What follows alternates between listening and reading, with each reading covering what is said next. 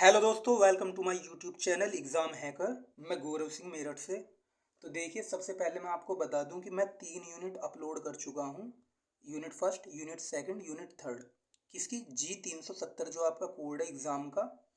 तो उसकी मैंने 3 यूनिट अपलोड कर दी थी। अब जो मैं अपलोड करूँगा, आज मैराथन क्लास अपलोड करूँगा, उसमें आपकी जो यूनिट रहेगी फोर्थ, फिफ्थ, सिक्स्थ, और साथ में एक सैम्पल पेपर रहेगा जो चित्र वालों का है। ठीक है, तो सीधे क्वेश्चन पर चलते हैं, टाइम वेस्ट नहीं करते, क्योंकि वैसे टाइम कम है, कल का दिन है हमारे पास। तो फर्स्ट क्वेश्चन पढ़ते हैं। कौन सा गुणात्मक अनुसंधान से संबंधित नहीं है? मैं डायरेक्ट आंसर बताऊंगा आपको, ठीक है, क्योंकि टाइम नहीं है ना बिल्कुल भी। मैराथन ज़्यादा लंबी हो जाएगी, 3-4 घंटे की हो जाएगी ऐसे तो फर्स्ट क्वेश्चन है, कौन सा गुणात्मक अनुसंधान से संबंधित नहीं है? तो इसका करेक्ट आंसर है ऑप्शन ए। अब हमारे पास है दूसरा क्वेश्चन कि गुणात्मक शोध पद्धति है। इसका करेक्ट आंसर क्या हो जाएगा? सहभागी अवलोकन भी है, साक्षात्कार भी है, यानी साक्षात्कार। ये भी क्या है? हमारी गुणात्मक शोध पद्धति है। और व्यक्तिगत अध्ययन भी हमारी क्या है? गुणात्मक शोध पद्धति। तो इसमें ये तीनों ऑप्शन हमारे करेक्ट होंगे, यानी कि ऑप्शन डी ये सभी। हमारा जो नेक्स्ट क्वेश्चन है, क्वेश्चन तीसरा है हमारा, कौन सा गुणात्मक अनुसंधान से संबंधित है? तो इसका करेक्ट आंसर हमारा क्या हो जाएगा? कथात्मक। क्या हो जाएगा इसका करेक्ट आंसर? कथात्मक। निम्नलिखित में से, क्वेश्चन नंबर 4 पर आ गए हैं, निम्नलिखित में से कौन सा चरण गुणात्मक आंकड़ों के विश्लेषण के लिए प्रयोग नहीं किया जा सकता है? तो इसका करेक्ट ऑप्शन है आपका ऑप्शन सी, सांख्यिकीय विधियों का प्रयोग करना। क्वेश्चन 5 है कि कौन सा शोध उपकरण एक अशिक्षित व्यक्ति से आंकड़ों के संकलन के लिए प्रयोग नहीं किया जा सकता है? ध्यान से पढ़ना, प्रयोग नहीं किया जा सकता है, तो वो है प्रश्नावली। इसका ऑप्शन होगा ऑप्शन बी, जो करेक्ट आंसर है। क्वेश्चन 6, पद्धति एक अवधारणा है। भाई, पद्धति एक कैसी अवधारणा है? स्थिर या फिर अस्थिर या आर्थिक या फिर इनमें से कोई नहीं? तो इसका हमारा करेक्ट आंसर क्या आना चाहिए? स्थिर। ठीक है, मार्क्स भी ये मार्क किए हुए हैं जितने भी है ना आंसर इनके। तो पीडीएफ वगैरह जो मैं ग्रुप में डाल दूंगा, वहां से चेक कर लेना आंसर वगैरह जब रिवाइज करना हो। तो क्वेश्चन नंबर 7 पर आ जाओ। निम्नलिखित में से कौन सा एक वस्तुनिष्ठता का महत्व नहीं है? तो इसका करेक्ट आंसर ऑप्शन क्या है? डी। ऑप्शन डी इसका करेक्ट आंसर हो जाएगा, यानी नैतिक आदर्श व मूल्य जो है वो वस्तुनिष्ठता का महत्व नहीं है। अब क्वेश्चन नंबर 8वां है हमारा, किसने कहा है प्रमाणों या तथ्यों का निष्पक्ष रूप से परीक्षण करने की इच्छा और योग्यता ही वस्तुनिष्ठता है? तो ये बात किसने कही है? ग्रीन साहब ने, यानी कि ऑप्शन सी। अब क्वेश्चन हमारा 9, गिलिन एवं गिलिन के अनुसार निम्नलिखित में से कौन सी एक वैज्ञानिक अभिवृत्ति की विशेषता नहीं है? तो इसका हमारा करेक्ट ऑप्शन होगा अवलोकन, यानी कि ऑप्शन डी। क्वेश्चन 10वां दिया है हमें, दहेज प्रथा के कारणों को जानने के लिए किस प्रकार का सर्वेक्षण किया जाएगा? तो इसका करेक्ट आंसर हमारा ऑप्शन ए, निदानात्मक सर्वेक्षण। अब क्वेश्चन 11 पर आ गए हैं। निम्नलिखित में से स्वतंत्र अवलोकन किसे कहा जाता है? इसका ऑप्शन करेक्ट हो जाएगा हमारा ऑप्शन ए। और किसने कहा है, 12वें क्वेश्चन पर आ गए हैं, किसने कहा है सभी विज्ञानों की एकता उसकी पद्धति में है, ना कि केवल उसकी विषय वस्तु में? यह बात किसने कही है? कार्ल पीरियर्सन ने, यानी कि ऑप्शन बी करेक्ट। निम्नलिखित में से, क्वेश्चन नंबर 13 पर आ गए हैं, निम्नलिखित में से कौन सा अवलोकन का एक प्रकार है? तो सहभागी भी है, गैर सहभागी भी है, अर्ध सहभागी भी है, यानी कि ऑप्शन डी ये सभी आएंगे। अब आ जाओ कौन से नंबर के क्वेश्चन पर? क्वेश्चन नंबर 14 पर, किस उपकरण के माध्यम से सूचनाओं यानी कि आंकड़ों के संकलन में आंखों का प्रयोग किया जाता है? तो उसका करेक्ट आंसर हो जाएगा आपका अवलोकन। अब 15वां क्वेश्चन आपका, निम्नलिखित में से कौन सा साक्षात्कार का एक प्रकार नहीं है? तो बताओ, अनुसंधान नहीं है, या फिर उपचारात्मक नहीं है, या फिर संरचित है, या फिर चित्रात्मक है? बताओ कौन सा नहीं है? तो अनुसंधान क्या है हमारा? साक्षात्कार का एक प्रकार है, और उपचारात्मक भी है, और संरचित भी है, लेकिन चित्रात्मक नहीं है। तो इसका करेक्ट आंसर क्या हो जाएगा हमारा? Option D. अब 16वां क्वेश्चन दिया है, जीवन इतिहास तथा संकलन का एक क्या कौन सा स्रोत है, कैसा स्रोत है? बताइए। जीवन इतिहास तथ्य संकलन का कैसा स्रोत है? प्रत्यक्ष, अप्रत्यक्ष, प्राथमिक या फिर द्वितीयक? तो इसका करेक्ट आंसर हो जाएगा हमारा द्वितीयक। क्वेश्चन नंबर 17 पर आ जाओ। आंकड़े संकलन करने की किस पद्धति को शास्त्रीय पद्धति कहा जाता है? इसका करेक्ट ऑप्शन होगा आपका अवलोकन, यानी कि ऑप्शन डी करेक्ट। सीए मोजर के अनुसार अवलोकन का अर्थ क्या है? बताइए। सीए मोजर के अनुसार 18 पर आ रहा हूँ मैं, ठीक है, क्वेश्चन नंबर 18 पर। सीए मोजर के अनुसार अवलोकन का अर्थ क्या है? तो इसका करेक्ट आंसर है आंखों का प्रयोग करना। क्वेश्चन नंबर 19 पढ़ो। किसने कहा है विज्ञान अवलोकन से प्रारंभ होता है तथा उसे सत्यापन के लिए अनंतः आवश्यक रूप से अवलोकन पर ही पुनः लौटाना पड़ता है? तो इसका करेक्ट आंसर है हमारा option C, Goode and Hatt ने। अब क्वेश्चन 20 पर आ गए हम। निम्नलिखित में से कौन सी एक अवलोकन की विशेषता नहीं है? तो इसका करेक्ट आंसर हो जाएगा हमारा द्वितीयक सामग्री का संकलन। क्वेश्चन 21। अभी ये 4th यूनिट चल रही है, आपकी ध्यान रखना है ना, 4th यूनिट के क्वेश्चन चल रहे हैं। क्वेश्चन नंबर 21 पर आ जाओ, यानी किस पर। किस विद्वान ने कैदियों के जीवन तथा जेल की दशाओं हेतु सहभागी अवलोकन का प्रयोग किया है? तो किसने किया है? जॉन हावर्ड ने, यानी कि ऑप्शन सी। Question number 22। किस पद्धति को सहभागी अवलोकन के नाम से जाना जाता है? तो इसका करेक्ट आंसर होगा हमारा निरजाति लेखन पद्धति, यानी निरजाति लेखन पद्धति जो है उसको सहभागी अवलोकन के नाम से भी जाना जाता है, ध्यान रखियो, है ना। Question number 23। अवलोकन द्वारा द्वितीयक सामग्री का संकलन किया जाता है, यह कथन दिया है किसने? सॉरी, यह कथन है सत्य या फिर असत्य? यह कथन क्या है हमारा? बिल्कुल गलत, यानी कि असत्य। यह बात बिल्कुल गलत है। अब ये बताओ, किसने कहा है कि अवलोकन का अर्थ कानों और वाणी की अपेक्षा नेत्रों का प्रयोग करना है? किसी ने ये बात कही है कि अवलोकन का जो अर्थ है ना, वो कानों और वाणों की अपेक्षा ना नेत्रों का प्रयोग करना होता है। किसी ने बात कही है, तो यह बात किसने कही है? यह बात कही है मोजर ने। क्वेश्चन 25। अवलोकन में किसका प्रयोग किया जाता है? तो अवलोकन में नेत्रों का प्रयोग किया जाता है, यानी कि option A correct answer. Question 26 पर आ जाओ। अवलोकन द्वारा प्राप्त सामग्री अधिक विश्वसनीय है या फिर काल्पनिक है या तुलनात्मक है या इनमें से कोई भी नहीं है? तो अवलोकन द्वारा प्राप्त सामग्री क्या है?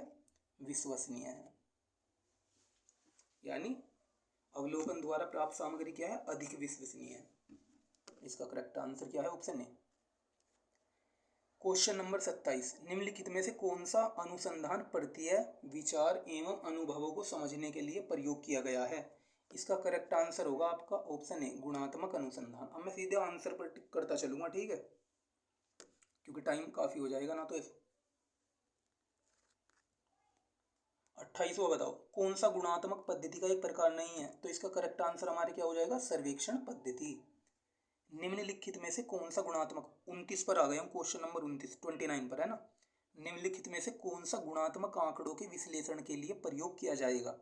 तो ये वीडियो हो या फिर पाठ्य दस्तावेज हो या फिर नोट हो, ये सभी आंकड़ों के विश्लेषण के लिए प्रयोग किए जाते हैं, यानी कि इसका आंसर क्या आ जाएगा? ऑप्शन डी, यानी कि ये सभी। किस विद्वान ने सहभागी एवं असहभागी अवलोकन के समन्वित रूप एवं मध्यवर्ती मार्ग के अनुसरण करने पर बल दिया है? यानी क्वेश्चन 30वां कर रहा हूँ मैं। इसका करेक्ट आंसर क्या है? गुड एवं हैट ने, गुड एवं हैट ने। क्वेश्चन 31। किस विद्वान ने सामूहिक अवलोकन को नियंत्रित एवं अनियंत्रित अवलोकनों का एक मिश्रित एवं मध्यवर्ती रूप कहा है? तो वह किसने कहा है? सिन पाओ यांग ने, सिन पाओ यांग ने, ऑप्शन बी। तो इसका करेक्ट आंसर क्या है? ऑप्शन बी, यानी सिन पाओ यांग, ये वाला। क्वेश्चन 32। किस अवलोकन में अवलोकनकर्ता एवं घटना स्वतंत्र होती है? तो इसका करेक्ट आंसर है हमारा अनियंत्रित अवलोकन में। क्वेश्चन 33। अवलोकनकर्ता को स्पष्ट कीजिए, यानी कि अवलोकनकर्ता वह व्यक्ति है जो किसी भी उद्देश्य के लिए अवलोकन करता है, किसी भी चीज का, ठीक है, किसी भी चीज का, चाहे वो किसी सब्जेक्ट का, किसी विषय वस्तु का अवलोकन कर रहा हो, किसी भी चीज का, तो उसको क्या बोलते हैं? अवलोकनकर्ता।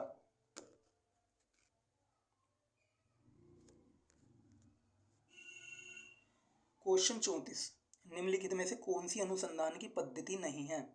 तो अनुसंधान की पद्धति कौन कौन सी दिख रही है आपको इसमें? क्वेश्चन नंबर 34 में सर्वेक्षण भी हमारी अनुसंधान की पद्धति है, दार्शनिक भी है, लेकिन एक अवलोकन जो लिखा हुआ है वह हमारी अनुसंधान की पद्धति नहीं है। क्वेश्चन 35, व्यक्तिक अध्ययन पद्धति का प्रयोग किसके लिए नहीं किया जा सकता? यानी कि व्यक्तिक अध्ययन पद्धति का प्रयोग किसके लिए नहीं किया जा सकता? एक व्यक्ति के लिए, या फिर एक संस्था के लिए, या एक समुदाय के लिए, या अनेक देशों के लिए? भाई अनेक देशों के लिए हम क्या कर सकते हैं? व्यक्तिक अध्ययन पद्धति का प्रयोग नहीं कर सकते, है ना। भाई अनेक देशों के लिए हम क्या नहीं कर सकते? व्यक्तिक अध्ययन पद्धति का प्रयोग। तो इसका करेक्ट ऑप्शन हमारे कितना हो जाएगा? Option D. अब क्वेश्चन 36 पर आ जाओ। ये रहा क्वेश्चन 36, दिख रहा होगा आपका ना। व्यक्तिक अध्ययन प्रणाली का सर्वप्रथम व्यवस्थित प्रयोग किसने किया था? क्वेश्चन 36 पर हूँ मैं, है ना, 36। तो इसका करेक्ट आंसर हो जाएगा लीपले ने। यानी लीपले ने व्यक्तिक अध्ययन प्रणाली का सर्वप्रथम व्यवस्थित ढंग से प्रयोग किया था।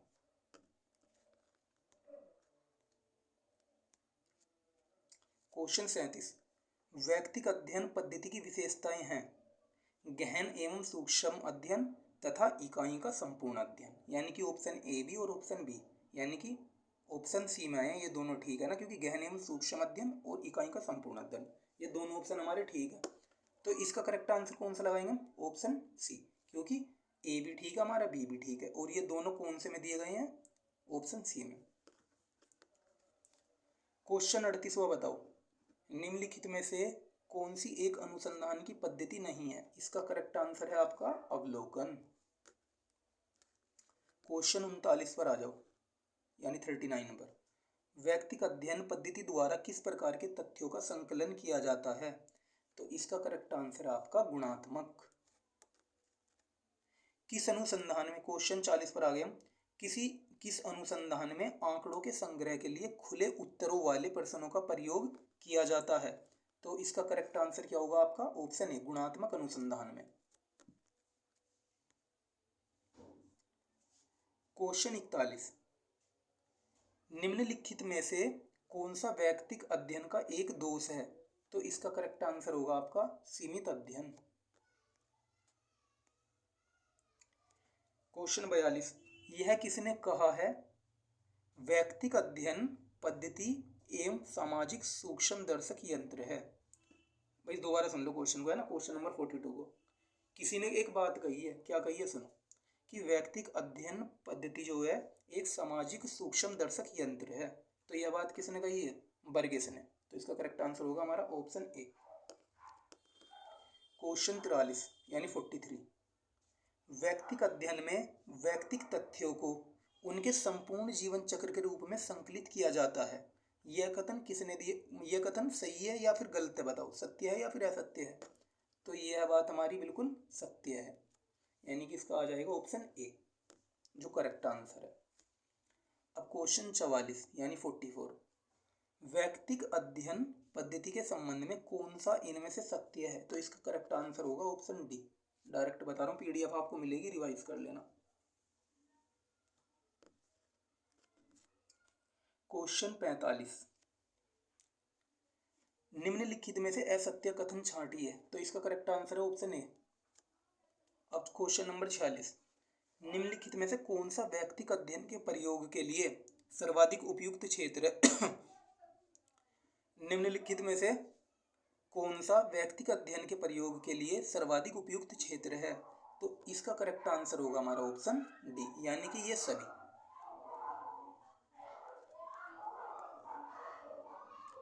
क्वेश्चन 47 यानी 47, किसने अवलोकन को वैज्ञानिक अनुसंधान की शास्त्रीय पद्धति कहा है? तो इसका आपका करेक्ट आंसर जो हो जाएगा वो हो जाएगा मोजेल ने। सभी घटनाएं अवलोकन के योग्य नहीं होती, यह कथन किसने है दिया है या फिर किसका है? तो इसका करेक्ट आंसर है आपका पीवी यंग का, यानी कि ऑप्शन डी इसका करेक्ट आंसर है। क्वेश्चन 49, सहभागी अवलोकन शब्द का प्रयोग सबसे पहले किस विद्वान ने किया? तो इसका हमारा करेक्ट आंसर क्या हो जाएगा? ऑप्शन ए, लिंडमैन ने।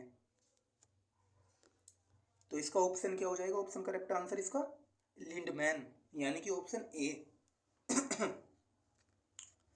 क्वेश्चन 50, भाई 50 लगने वाली है। सहभागी अवलोकन का अभिप्राय सामान्यतः ऐसी परिस्थिति से है जिसमें अवलोकनकर्ता अपने अध्ययन समूह के उतने ही निकट होता है जितना कि उसका कोई अन्य सदस्य होता है। यह कथन किस विद्वान का है? तो इसका हमारा करेक्ट आंसर हो जाएगा पीटर एच मन का, यानी कि ऑप्शन बी हमारा करेक्ट आंसर। किसने कहा, भाई सुन लो ध्यान से, क्वेश्चन 51, किसने कहा सहभागी अवलोकन का तात्पर्य एक ऐसी दशा से है जिसमें अवलोकनकर्ता अध्ययन किए जाने वाले समूह के एक सदस्य की तरह निकट हो जाता है तथा उनकी सभी सामान्य गतिविधियों में स्वयं भी भाग लेता है। तो इसका करेक्ट आंसर क्या हो जाएगा हमारा? पी एच मन, यानी कि ऑप्शन सी। क्वेश्चन 52, अवलोकन में विश्वसनीयता प्राप्त करने के लिए कौन कौन से उपाय किए जा सकते हैं? भाई ये तीनों उपाय हम कर सकते हैं, ठीक है, यानी कि ऑप्शन डी हमारा करेक्ट आंसर। ये पढ़ लेना जो भी दिए हुए हैं।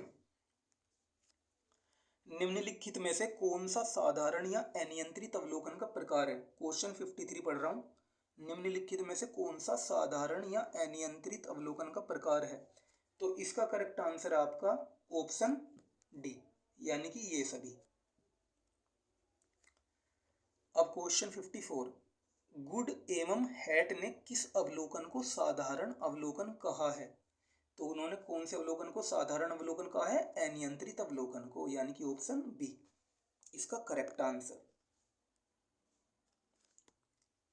अब क्वेश्चन 55, किसने अनियंत्रित अवलोकन को परिशुद्ध अध्ययनों में उपयोगी माना है? इसका हमारा करेक्ट आंसर होगा ऑप्शन ए, पीवी यंग ने। क्वेश्चन 56, अनियंत्रित अवलोकन को असंरचित अवलोकन किसने कहा है? तो इसका हमारा करेक्ट आंसर हो जाएगा ऑप्शन डी, यानी जहूदा एवं कुक ने। किसने अनियंत्रित अवलोकन को उपकल्पनाओं के परीक्षण में एक महत्वपूर्ण यंत्र माना है? यानी कि 57 क्वेश्चन पढ़ रहा हूँ, है ना, 57 क्वेश्चन को दोबारा सुन लो। किसने अनियंत्रित अवलोकन को उपकल्पनाओं के परीक्षण में एक महत्वपूर्ण यंत्र माना है? तो इसका करेक्ट आंसर हो जाएगा हमारा ऑप्शन बी, गुड एवं हैट ने। क्वेश्चन 58, सहभागी अवलोकन भाग है किस चीज का? बताइए, मात्रात्मक अनुसंधान का, या फिर गुणात्मक अनुसंधान का, या फिर एथनोग्राफिक अनुसंधान का? बताइए।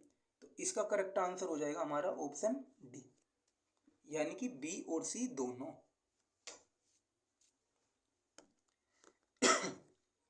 क्वेश्चन 59 पर आ गए हैं, ठीक है। किस विद्वान ने कहा है कि साक्षात्कार मौलिक रूप से सामाजिक अंतःक्रिया की एक प्रक्रिया है? दोबारा सुनो, क्वेश्चन 59 क्वेश्चन पर आ गया हूँ। किस विद्वान ने कहा कि साक्षात्कार जो है मौलिक रूप से सामाजिक अंतःक्रिया की एक प्रक्रिया है? तो यह बात किसने कही है? गुड एवं हैट ने, यानी कि ऑप्शन डी हमारा करेक्ट आंसर। क्वेश्चन 60 यानी कि 60, केंद्रित साक्षात्कार का प्रयोग सबसे पहले किसने किया? तो किसने किया? मल्टन ने, यानी कि ऑप्शन हमारा सी करेक्ट आंसर। क्वेश्चन 61 यानी 61, किसने कहा, क्या कहा? किसने कहा एक साक्षात्कार को कुछ विषय को लेकर व्यक्तियों के आमने सामने का मिलन कहा जा सकता है? भाई किसी ने कुछ बात कही है, कौन सी कही है? सुनो, एक साक्षात्कार को कुछ विषय को लेकर व्यक्तियों के आमने सामने का मिलन कहा जा सकता है, यानी कि एक किस्म से इंटरव्यू की बात कर रहे हैं, है ना, साक्षात्कार, इंटरव्यू। तो इसका हमारा करेक्ट आंसर कितना हो जाएगा? एम एन बसु, यानी कि ऑप्शन सी। ऑप्शन सी इसका करेक्ट आंसर।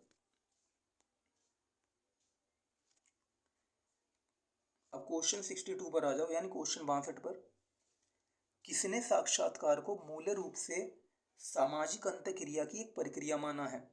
इसका ऑप्शन आपका होगा करेक्ट ऑप्शन सी। हमारा ऑप्शन सी इसका करेक्ट आंसर हो जाएगा, यानी गुड एमम हैड ने।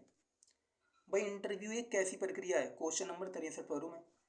जो हमारा इंटरव्यू एक कैसी प्रक्रिया है, मनोवैज्ञानिक ही तो है। जब भाई इंटरव्यू देने जाते हैं तो हमें एक किस्म से हमारे मनोवैज्ञानिक तौर पर जांच करते हैं वो कि यानी इनकी जो मतलब किस तरह से सोचते हैं, यानी कि मानसिकता इनकी। तो इसका ऑप्शन कितना हो जाएगा हमारा, ऑप्शन डी मनोवैज्ञानिक, यानी साक्षात्कार जो है कैसी प्रक्रिया है, मनोवैज्ञानिक प्रक्रिया। क्वेश्चन 64 पर आ जाओ, 64 पर। किसने साक्षात्कार को एक मनोवैज्ञानिक प्रक्रिया माना है, तो किसने माना है, पामर ने, यानी कि ऑप्शन बी इसका करेक्ट आंसर। क्वेश्चन 65 यानी 65, निम्नलिखित में से कौन सा साक्षात्कार का उद्देश्य नहीं है, तो इसका हमारा करेक्ट आंसर है अप्रत्यक्ष संपर्क। अप्रत्यक्ष संपर्क का मतलब समझ रहे हो, इनडायरेक्टली। भाई हमारा तो डायरेक्टली जब हम इंटरव्यू करते हैं तो डायरेक्टली आमने सामने होता है इंटरव्यू, लेकिन इसमें दिया है कि ऑप्शन सी अप्रत्यक्ष संपर्क यानी इनडायरेक्टली संपर्क। तो इनडायरेक्टली संपर्क में तो इंटरव्यू हो नहीं पाएगा, इंटरव्यू होता है डायरेक्टली संपर्क में। तो इसलिए यह चीज़ गलत दी हुई है यहाँ पर, यह साक्षात्कार का उद्देश्य कभी हो ही नहीं सकता, यानी कि ऑप्शन सी हमारा करेक्ट। क्वेश्चन नंबर 66 यानी 66, औपचारिक साक्षात्कार को किस अन्य नाम से भी जाना जाता है, तो ध्यान से सुन लो, ये इंपॉर्टेंट क्वेश्चन है। औपचारिक साक्षात्कार को नियंत्रित से भी जाना जाता है, व्यवस्थित के नाम से भी, नियोजित के भी नाम से। तो इसका क्या हो जाएगा हमारा करेक्ट आंसर, ऑप्शन डी। अब क्वेश्चन 67 पर आ जाओ। क्वेश्चन 67 पर आ जाओ। 67वां क्वेश्चन दिया है, चुनावों में हिंसा के कारणों को जानने के लिए किया गया साक्षात्कार कौन सा है, तो इसका हमारा करेक्ट आंसर हो जाएगा निदानात्मक साक्षात्कार। क्वेश्चन 68 पर आ गए हैं अब हम। प्रत्यक्ष साक्षात्कार एवं अप्रत्यक्ष साक्षात्कार किस प्रकार के साक्षात्कार के प्रकार हैं, तो यह है जिस प्रकार के साक्षात्कार हैं वह प्रकार कैसा है, संपर्क के आधार पर, यानी कि ऑप्शन बी। क्वेश्चन 69, वर्तमान समय में जो इंटरव्यू का माध्यम है वो कैसा है, बताइए। इंटरव्यू साक्षात्कार जो होते हैं हमारे किस तरह होते हैं, वही आमने सामने बैठ कर भी होते हैं, जैसे यूपीएससी वगैरह के एग्जाम में होते हैं, जो इंटरव्यू में यूपीएससी के जो इंटरव्यू होते हैं। और जी टेलीफोन पर भी हमारा टेलीफोनिक इंटरव्यू होता है, जैसे कोई कॉल सेंटर में जा रहा है तो कॉल सेंटर पर टेलीफोनिक इंटरव्यू, या फिर कोई किसी ने जॉब के लिए अप्लाई किया है तो उसके लिए टेलीफोनिक इंटरव्यू कंडक्ट किया जाएगा कि इस दिन आपका टेलीफोनिक इंटरव्यू होगा। या फिर इंटरनेट पर भी वीडियो कॉलिंग से भी हमारा क्या करते हैं, साक्षात्कार इंटरव्यू। तो यानी कि ये तीनों ऑप्शन से हम इंटरव्यू के माध्यम है, यानी ये तीन ऑप्शन हो सकते हैं हमारे इंटरव्यू माध्यम के, इंटरनेट भी, आमने सामने बैठकर भी यानी कि डायरेक्टली, और टेलीफोनिक भी यानी कि टेलीफोन वाला। तो इसका correct answer option D. Question 70 पर आ जाओ। टेलीफोन द्वारा किया गया साक्षात्कार यानी कि टेलीफोनिक इंटरव्यू किस प्रकार का साक्षात्कार है, अप्रत्यक्ष साक्षात्कार या फिर प्रत्यक्ष साक्षात्कार या औपचारिक साक्षात्कार या अनौपचारिक साक्षात्कार, यानी ऑप्शन सी होगा हमारा करेक्ट आंसर, यानी कि अप्रत्यक्ष साक्षात्कार। भाई अप्रत्यक्ष इनडायरेक्टली इंटरव्यू हो रहा है ना, डायरेक्टली तो नहीं हो रहा आमने सामने बैठकर, तो इसका करेक्ट आंसर होगा ऑप्शन सी। अब क्वेश्चन आ जाओ 71 पर, यानी कि 71वें क्वेश्चन पर आ गए हैं अब हम। सामाजिक विज्ञानों में रेडियो के प्रभाव का अध्ययन करने के लिए केंद्रित साक्षात्कार का प्रयोग करने का श्रेय किसको जाता है, तो इसका हमारा करेक्ट आंसर हो जाएगा मर्टन को, यानी कि ऑप्शन ए हमारा करेक्ट आंसर। क्वेश्चन 72वां यानी 72, जब साक्षात्कार किसी एक व्यक्ति पर केंद्रित होता है तो उस साक्षात्कार को हम क्या बोलते हैं, व्यक्तिगत साक्षात्कार। तो इसका करेक्ट आंसर हो जाएगा हमारा ऑप्शन ए। क्वेश्चन 73, साक्षात्कार अनुसूची के द्वारा किया गया साक्षात्कार है संरक्षित साक्षात्कार या असंरक्षित साक्षात्कार, बताइए। साक्षात्कार अनुसूची के द्वारा किया गया साक्षात्कार है कैसा है?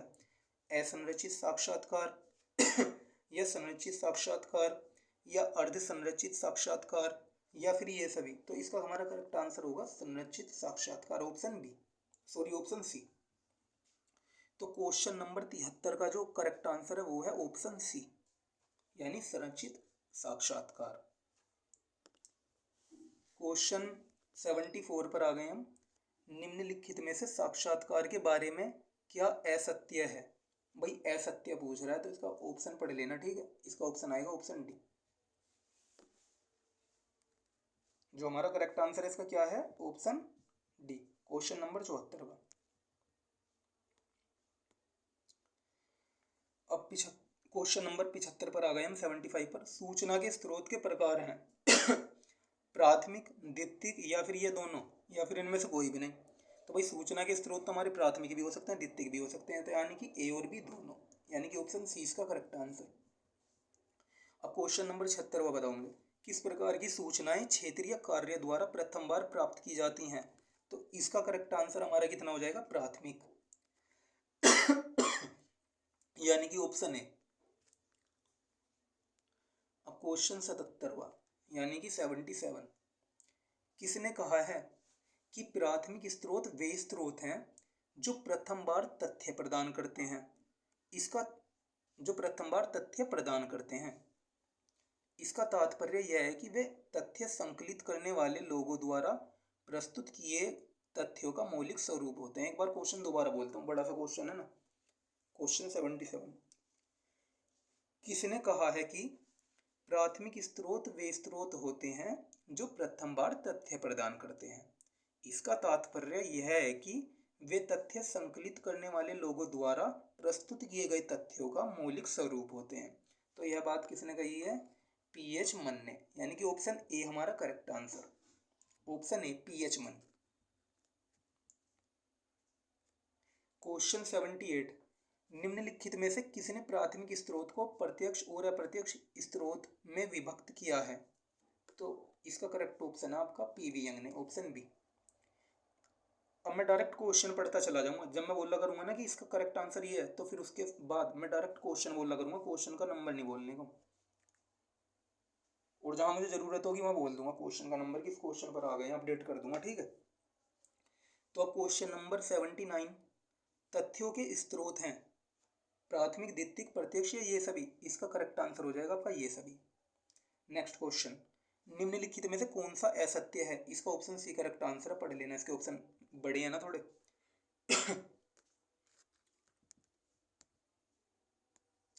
क्वेश्चन 81। आत्मकथा एकत्र की जाती है प्राथमिक स्रोत से भी और द्वितीयक स्रोत से भी? तो इसका करेक्ट आंसर हमारा ए और बी दोनों। क्वेश्चन 82।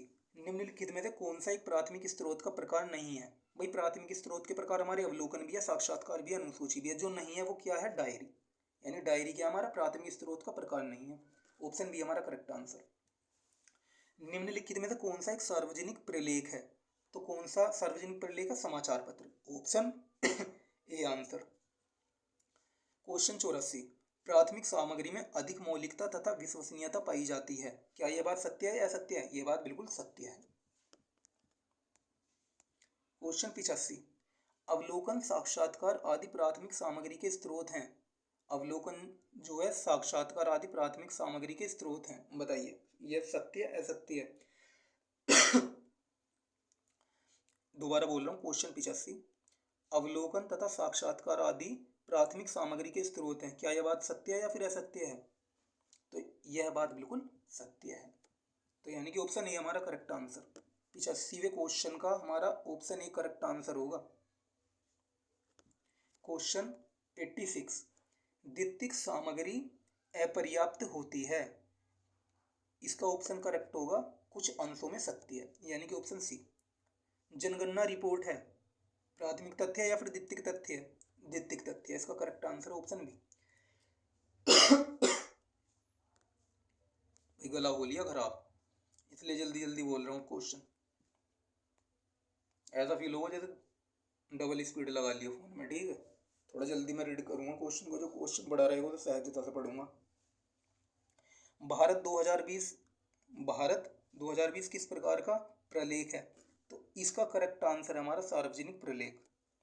क्वेश्चन 89 यानी 89, प्राथमिक सामग्री अतीत की घटनाओं के अध्ययन में सहायक होती है। यह बात बिल्कुल बेकार है, यानी कि गलत है, गलत है ये बात बिल्कुल, यानी कि ऑप्शन बी हमारा करेक्ट आंसर।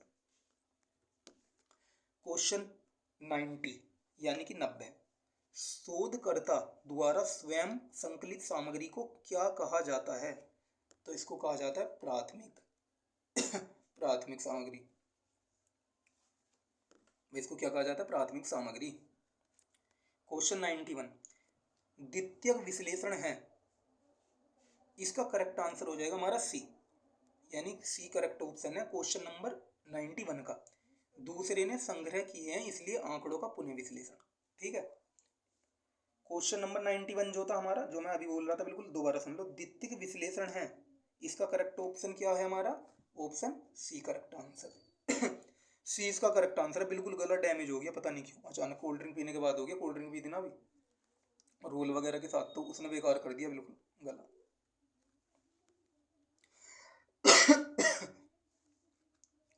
क्वेश्चन 92, एक प्रोटोकॉल से यह सुनिश्चित होता है, साक्षात्कार का अनुसरण या फिर विशिष्ट मुद्दों को बताना जिससे साक्षात्कार का मार्गदर्शन हो सके, या फिर क्षेत्र नोट के लिए एक कॉमन फ्रेमवर्क होना, या फिर ये तीनों, बताइए। तो इसका करेक्ट आंसर हो जाएगा ये सभी। क्वेश्चन 93, एक संगणना करने वाला प्राय आंकड़े निम्नलिखित में से किसके द्वारा संग्रहित करता है? बताओ। इसका करेक्ट आंसर हो जाएगा हमारा साक्षात्कार। इसका जो हमारा करेक्ट आंसर है कितना है? साक्षात्कार, यानी कि ऑप्शन बी। अब क्वेश्चन 94 पर आ गया हम। द्वितीयक या फिर उपस्थित आंकड़ों में निम्नलिखित में से कौन सम्माहित है? तो ये सभी जितने भी ऑप्शन दिख रहे हैं ये सभी सम्माहित हैं, यानी कि ऑप्शन डी। ऑप्शन डी इस ऑप्शन डी इसका करेक्ट आंसर हो जाएगा क्वेश्चन 94 का। क्वेश्चन नंबर 95, आंकड़ों के संग्रहण के संगणना विधि में आंकड़े संग्रहित किए जाते हैं। इसका करेक्ट आंसर हो जाएगा हमारा ऑप्शन ए, प्रत्येक इकाई और समग्र से। क्वेश्चन 96, निम्नलिखित में से कौन सा संरचित साक्षात्कार से संबंधित है? इसका करेक्ट ऑप्शन हो जाएगा हमारा ऑप्शन ए, पूर्व निर्धारित प्रश्न। अब बताओ, किस प्रकार के साक्षात्कार से व्यक्तिगत जीवन के अनुभवों पर प्रश्न पूछे जाते हैं? इसका करेक्ट आंसर हो जाएगा हमारा ऑप्शन सी। भाई बिल्कुल बोल नहीं पा रहा मैं, गला बिल्कुल डैमेज हो गया। स्क्रीन दिखा दूँ ना आपको, बिल्कुल ऐसे स्क्रीन शॉट ले लेना, ठीक है, इसको रोक कर वीडियो वगैरह को। चलो या फिर मैं बोल देता हूँ, ठीक है, बता दूँ मैं जब वीडियो बंद करूँगा ना अपनी, ये जो भी है, मतलब इसको रोक दूँगा, तो उसके बाद जो भी है अपने इसको PDF जो भी है इसकी उस पर डाल दूँगा टेलीग्राम ग्रुप पर। वहाँ से अपने रिवीजन कर लियो, जो भी क्वेश्चन है मार्क किए हुए हैं मैंने पेंसिल से। ठीक है, अब क्वेश्चन 98 पढ़ते हैं। निम्नलिखित में से कौन सा साक्षात्कार की प्रक्रिया का एक भाग है? तो इसका करेक्ट आंसर है हमारा ऑप्शन डी, ये सभी। अब मैं बिल्कुल मतलब स्पीडली बोल देता हूँ, जल्दी जल्दी।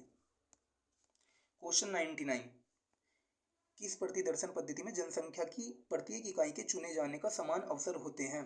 तो इसका करेक्ट आंसर हो जाएगा हमारा यादृच्छिक प्रतिदर्शन पद्धति, यानी कि ऑप्शन सी। क्वेश्चन 100 हमारा, निम्नलिखित में से कौन सी एक संभाव्य प्रतिदर्शन पद्धति है? इसका करेक्ट ऑप्शन है हमारा ऑप्शन सी, वर्गीकृत प्रतिदर्शन पद्धति। अब क्वेश्चन 101 पर आ गए मैं ना, पूरा सेंचुरी पूरी हुई हमारी, 100 पूरे क्वेश्चन कर लिए हमने यूनिट 4 के। अब इसमें 5-6 क्वेश्चन और बचे होंगे जहाँ तक की उम्मीद है। निम्नलिखित में से कौन सा गुणात्मक पद्धति से संबंधित नहीं है? तो इसका करेक्ट आंसर हो जाएगा हमारा सर्वेक्षण, ऑप्शन बी। कौन सी पद्धति से प्रतिदर्शन त्रुटि को कम किया जा सकता है? इसका करेक्ट आंसर हो जाएगा हमारा ऑप्शन ए, यानी प्रतिदर्श के आकार में वृद्धि से। क्वेश्चन 103, किस प्रकार के साक्षात्कार में साक्षात्कार की सामग्री एवं प्रक्रिया निश्चित होती है? इसका करेक्ट आंसर हमारा हो जाएगा ऑप्शन ए, यानी कि औपचारिक साक्षात्कार में। उनसे मैं औपचारिक साक्षात्कार में। अब आ जाओ क्वेश्चन 104 पर। कक्षा की अंतः क्रिया का उचित मूल्यांकन किया जा सकता है किसके द्वारा? प्रश्नावली के द्वारा, यानी कि ऑप्शन ए इसका करेक्ट आंसर। निम्नलिखित में से कौन सा अवलोकन का एक प्रकार है? तो यह अवलोकन के सभी जो हैं ये सभी के सभी प्रकार हैं अवलोकन के, सहभागी भी, असहभागी भी, अर्ध सहभागी भी। तो यानी कि करेक्ट आंसर हमारा क्या है इसका? Option D. ऑप्शन डी हमारा करेक्ट आंसर है। अब क्वेश्चन जो है 106, यानी कि इस 4th यूनिट का लास्ट क्वेश्चन। इसके बाद हम 5th यूनिट स्टार्ट करेंगे, है ना। फिर लास्ट यूनिट 6th पढ़ेंगे, उसके बाद एक सैंपल पेपर करेंगे।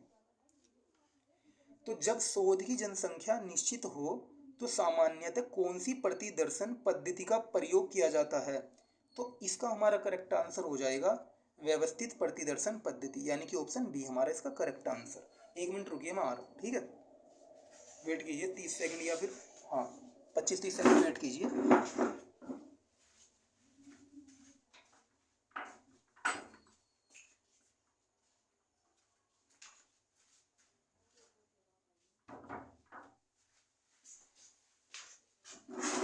तो 4th यूनिट जो है हमारी वो हमने कंप्लीट कर लिया। अब हम 5th यूनिट स्टार्ट करेंगे अब हम, और उसके क्वेश्चन रीड करेंगे जल्दी जल्दी, बिल्कुल आंसर बताता चलूँगा जो भी है, जो मैंने मार्क किए हुए हैं, ताकि हाईलाइट हो जाए, है ना। भाई ब्रश से मैं क्यों लगा रहा हूँ यहाँ पर मार्क? क्योंकि वीडियो के थ्रू जल्दी याद हो जाएंगे, और मैं बोल भी इसलिए रहा हूँ ताकि वीडियो के थ्रू जल्दी याद हो जाए आपको। तो यहाँ से स्टार्ट है हमारी कौन सी unit? Unit 5th। Unit 5th का फर्स्ट क्वेश्चन है कि निम्नलिखित में से कौन सा चर मात्रात्मक पदों में प्रदर्शित नहीं किया जा सकता? तो इसका करेक्ट आंसर है हमारा ऑप्शन बी, यानी वैवाहिक स्थिति को।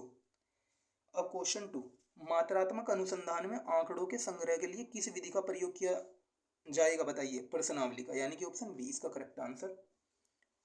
क्वेश्चन 3, समाजमितीय आंकड़ों के विश्लेषण की विधियां क्या हैं? समाजालेख भी है, समाजमितीय सूचकांक भी है, समाजमितीय मैट्रिक्स भी है, यानी कि ये सभी आएंगे। इसका correct answer option D. Question number 4, सामाजिक सर्वेक्षण में कौन सी पद्धति का प्रयोग किया जाता है? भाई सामाजिक सर्वेक्षण में वैज्ञानिक पद्धति का प्रयोग किया जाता है, ऑप्शन डी इसका करेक्ट आंसर है। क्वेश्चन 5th, यानी क्वेश्चन नंबर 5 हुआ है हमारा। सामाजिक सर्वेक्षण में केवल किन घटनाओं का अध्ययन किया जाता है? अमूर्त का, मूर्त का, या फिर सरल का, या जटिल का? एक बार क्वेश्चन सुनो दोबारा। क्वेश्चन नंबर 5 कि सामाजिक सर्वेक्षण में केवल किन घटनाओं का अध्ययन किया जाता है? अमूर्त घटनाओं का, या फिर मूर्त घटनाओं का, या फिर सरल घटनाओं का, या फिर जटिल घटनाओं का? तो सामाजिक सर्वेक्षण में केवल मूर्त घटनाओं का अध्ययन किया जाता है, यानी कि ऑप्शन बी इसका करेक्ट आंसर होगा। क्वेश्चन नंबर 6, अनुसूची में अनुसंधानकर्ता तथा सूचनादाता में आमने सामने के संबंध पाए जाते हैं, सत्य या फिर यह असत्य बात है? यह बात बिल्कुल सत्य है। एक बार दोबारा, क्वेश्चन नंबर 6, अनुसूची में अनुसंधानकर्ता तथा सूचनादाता में आमने सामने के संबंध पाए जाते हैं, यह बात बिल्कुल सत्य है। अब क्वेश्चन 7, निम्नलिखित में से कौन सा परिमाणात्मक अनुसंधान से संबंधित है? तो कौन सा संबंधित है? ऑप्शन सर्वेक्षण अनुसंधान, यानी कि ऑप्शन सी। क्वेश्चन 8, निम्नलिखित में से कौन सा एक प्रश्नावली का प्रकार नहीं है? तो केंद्रित जो है प्रश्नावली का प्रकार नहीं है। क्वेश्चन 9, विस्तृत क्षेत्र में फैले हुए प्रतिदर्श से सूचना संकलन के लिए किस उपकरण का प्रयोग किया जाएगा? इसका हमारा करेक्ट आंसर हो जाएगा ऑप्शन ए, यानी प्रश्नावली का। क्वेश्चन नंबर 10, उस सामाजिक सर्वेक्षण को क्या कहते हैं जिसका उद्देश्य किसी समस्या का निदान खोजना होता है? तो इसका हमारा करेक्ट आंसर है निदानात्मक सर्वेक्षण, यानी कि ऑप्शन सी हमारा करेक्ट आंसर। क्वेश्चन नंबर 11, ग्रामीण सर्वेक्षण, नगरीय सर्वेक्षण तथा जनजातीय सर्वेक्षण किस प्रकार के सर्वेक्षण के प्रकार हैं? तो यह तीनों ही किस सर्वेक्षण के प्रकार हैं? समुदाय एवं क्षेत्र के आधार पर, ठीक है। क्वेश्चन 12वें का हमारा आंसर है करेक्ट हर्बर्ट साइमन। क्वेश्चन 12 क्या दिया है, विवरणात्मक तथा व्याख्यात्मक सर्वेक्षण का उल्लेख किसने किया है, हर्बर्ट साइमन ने, यानी ऑप्शन डी हमारा करेक्ट आंसर है क्वेश्चन 12 का।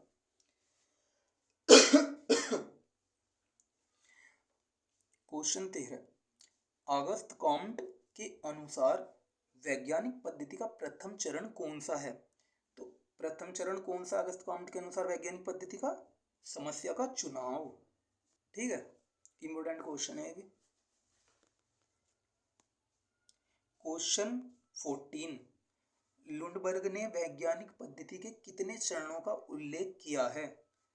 तो कितने चरणों का उल्लेख किया है, 4 चरणों का, यानी कि करेक्ट आंसर हमारा कितना है, ऑप्शन सी। क्वेश्चन 15, विज्ञान अनुसंधान की पद्धति है, यह किस विद्वान की परिभाषा है। तो यह बात किसने कही थी, A.W. ग्रीन ने।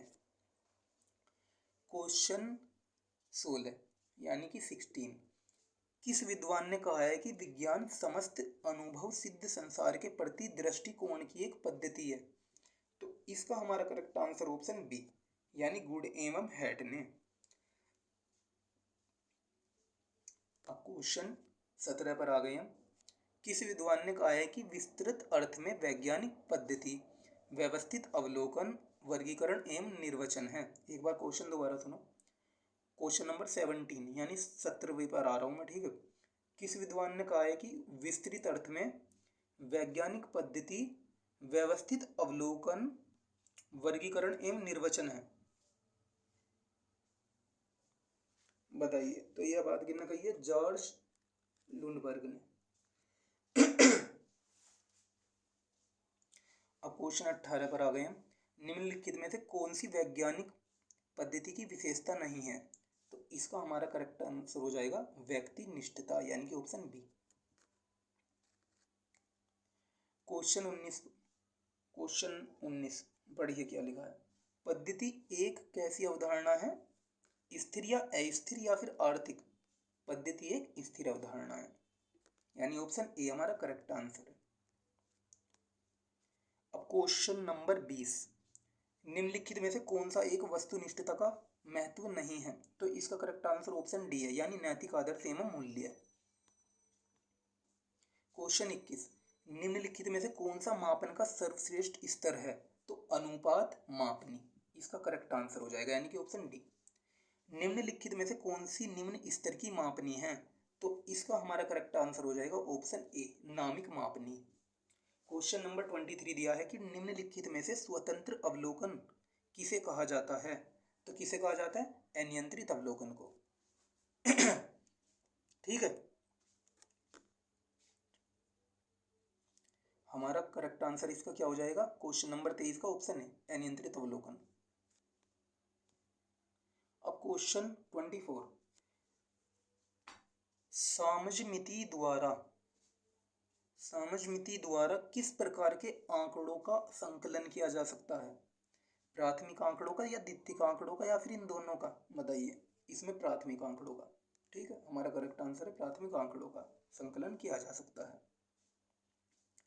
क्वेश्चन नंबर 25, निम्नलिखित में से कौन सी सामाजिक सर्वेक्षण की विशेषता नहीं है। तो इसका हमारा करेक्ट आंसर हो जाएगा गुणात्मक प्रकृति।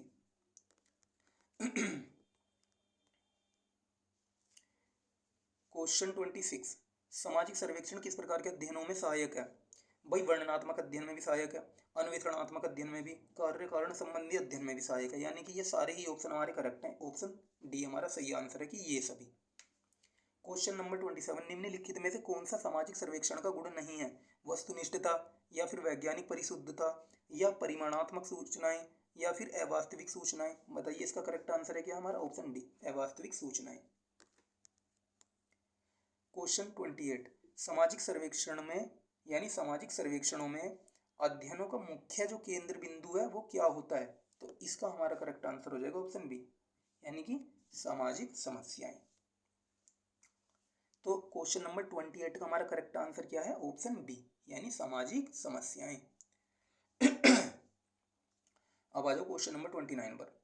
आंकड़ा संकलन की वह विधि जिसके अंतर्गत शिक्षित उत्तरदाता प्रश्नों के उत्तर स्वयं भरता है क्या कहलाता है, प्रश्नावली। यानी इसका करेक्ट आंसर है क्या, प्रश्नावली। क्वेश्चन 30, प्रश्नावली सूचना संकलित करने की एक कैसी विधि है, अप्रत्यक्ष विधि है, यानी ऑप्शन डी हमारा करेक्ट आंसर। क्वेश्चन 31, प्रश्नावली का प्रयोग किन लोगों से सूचनाओं को प्राप्त करने के लिए किया जाता है, तो इसका हमारा करेक्ट आंसर हो जाएगा शिक्षित लोगों से सूचना को प्राप्त करने के लिए। क्वेश्चन नंबर 32, कौन सी ऐसी प्रविधि है जिसमें प्रश्नों की सूची सूचनादाताओं को डाक द्वारा भी भेजी जा सकती है, तो इसका हमारा करेक्ट आंसर है प्रश्नावली। ठीक है, एक बार दोबारा बोल रहा हूँ, क्वेश्चन नंबर 32, कौन सी ऐसी प्रविधि है जिसमें प्रश्नों की सूची जो है सूचनादाताओं को डाक द्वारा भी भेजी जा सकती है, तो बताइए वह कौन सी सूची है, प्रश्नावली। ठीक है, वह कौन सी प्रविधि है, प्रश्नावली। गला दुख रहा बहुत ज्यादा, आवाज ही नहीं निकल रही गले से बिल्कुल। क्वेश्चन 33, प्रश्नावली को बंद एवं खुली प्रश्नावली में किसने विभाजित किया है, तो इसका हमारा करेक्ट आंसर क्या होगा, पीवी यंग ने, यानी कि ऑप्शन ए हमारा करेक्ट आंसर। क्वेश्चन नंबर 34, किस उपकरण से सूचना संकलन के लिए शोधकर्ता स्वयं ही सूचनादाता से संपर्क करता है, इसका करेक्ट आंसर हो जाएगा अनुसूची के द्वारा। ठीक है, क्वेश्चन 35 यानी 35, प्रश्नावली को कौन भरता है, कौन भरता है, उत्तरदाता, ऑप्शन बी हमारा करेक्ट आंसर। क्वेश्चन नंबर 36, कौन सी ऐसी प्रविधि है जिसमें प्रभावशाली सहगामी पत्र का होना भी अनिवार्य है, तो इसका हमारा करेक्ट आंसर हो जाएगा ऑप्शन ए यानी प्रश्नावली। क्वेश्चन 37, जब प्रश्नावली भरकर लौटाई नहीं जाती, जब लगभग 15 दिन बाद सूचनादाता के पास जो पत्र भेजा जाता है उसे क्या कहा जाता है, उसे कहा जाता है अनुगामी पत्र, यानी उसे कहा जाता है अनुगामी पत्र, यानी 37वें का क्वेश्चन हमारा जो इसका आंसर है वो है correct option A. Question number 38, डाक द्वारा सूचनाएं प्राप्त करने के लिए किस अनुसंधान उपकरण का प्रयोग किया जाएगा, तो इसका हमारा करेक्ट आंसर हो जाएगा ऑप्शन सी प्रश्नावली का। कौन सी ऐसी प्रविधि है जिसके आंकड़े संकलन करने के लिए सबसे कम खर्च होता है, तो इसका करेक्ट आंसर हमारा ऑप्शन ए यानी प्रश्नावली। क्वेश्चन नंबर 40 पर आ गए हम। ठीक है, उस प्रश्नावली को क्या कहा जाता है जिसमें प्रश्नों के संभावित उत्तर चित्रों द्वारा दर्शाए जाते हैं, इसका हमारा करेक्ट आंसर है ऑप्शन डी चित्र में है। क्वेश्चन 41, निम्नलिखित में से कौन सा शोध में आंकड़ों के संबंध में सत्य है, यानी ऑप्शन सी इसका करेक्ट आंसर होगा। क्वेश्चन नंबर 42, शिक्षित उत्तरदाता आवश्यक है प्रश्नावली के लिए या अनुसूची के लिए या अवलोकन के लिए या फिर साक्षात्कार के लिए, तो शिक्षित उत्तरदाता जो आवश्यक है वो किस चीज के लिए आवश्यक है, प्रश्नावली के लिए, यानी ऑप्शन बी हमारा करेक्ट आंसर। ठीक है, अब क्वेश्चन नंबर 43 पर आ जाओ, वह प्रश्नावली, एक मिनट रुको, हाँ, अब क्वेश्चन नंबर 43 पर, वह प्रश्नावली क्या कहलाती है जिसमें प्रश्नों के संभावित उत्तर विकल्प के रूप में पहले से ही दिए जाते हैं, तो इसका जो हमारा करेक्ट आंसर हो जाएगा वो हो जाएगा ऑप्शन ए यानी प्रतिबंधित प्रश्नावली। इसका हमारा करेक्ट आंसर क्या हो जाएगा, ऑप्शन ए प्रतिबंधित प्रश्नावली। क्वेश्चन नंबर 44, कौन सी प्रश्नावली साक्षात्कार पक्ष प्रदर्शिका के समान ही होती है, तो यह कौन सी प्रश्नावली है, ऐसी असंरचित प्रश्नावली, यानी कि option C correct answer. Question 45, बंद प्रश्नावली में उत्तर के विकल्प होते हैं कैसे, सीमित, यानी ऑप्शन सी इसका करेक्ट आंसर क्वेश्चन नंबर 45 का। अब 46 क्वेश्चन पढ़ो, किसने कहा है, भाई किसी ने कुछ बात कही है, सुनो, कि इस प्रश्नावली से प्रामाणीकृत परिणाम प्राप्त होते हैं जिन्हें सारणीबद्ध तथा सांख्यिकीय रूप से प्रयोग में लाया जा सकता है। भाई किसने कहा है कि इस प्रश्नावली से प्रमाणीकृत परिणाम प्राप्त होते हैं जिन्हें सारणीबद्ध तथा सांख्यिकीय रूप से प्रयोग में लाया जा सकता है, तो इसका आ जाएगा करेक्ट आंसर ऑप्शन बी बोगार्ड्स ने। क्वेश्चन 47, प्रदत्तों को वर्गों एवं समूह में व्यवस्थित करने की प्रक्रिया को क्या कहा जाता है, वर्गीकरण, ऑप्शन सी इसका करेक्ट आंसर। क्वेश्चन 48, मिश्रित प्रश्नावली के अंतर्गत प्रश्न होते हैं खुले या फिर बंद या फिर चित्र में या फिर ये सभी। तो मिश्रित प्रश्नावली के अंतर्गत जो हमारे प्रश्न होते हैं वो बंद होते हैं, यानी कि ऑप्शन बी इसका करेक्ट आंसर हो जाएगा, ऑप्शन बी।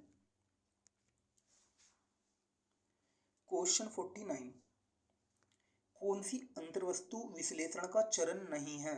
तो वह कौन सी नहीं है? आंकड़ों का संग्रहण, यानी कि ऑप्शन सी हमारा करेक्ट आंसर। मापन की कौन सी मापनी मापन की कौन सी मापनी किसी टीम के खिलाड़ियों को रैंक प्रदान करेगी? इसका हमारा करेक्ट आंसर हो जाएगा क्रमिक मापनी। क्वेश्चन नंबर 51, निम्नलिखित में से कौन सा परिमाणात्मक पद्धति से संबंधित नहीं है? तो वह हो जाएगा जमीनी सिद्धांत। क्वेश्चन नंबर 52, परिकल्पना को किस रूप में नहीं बताया जा सकता है? तो इसका करेक्ट आंसर हो जाएगा ऑप्शन डी सामान्य रूप में।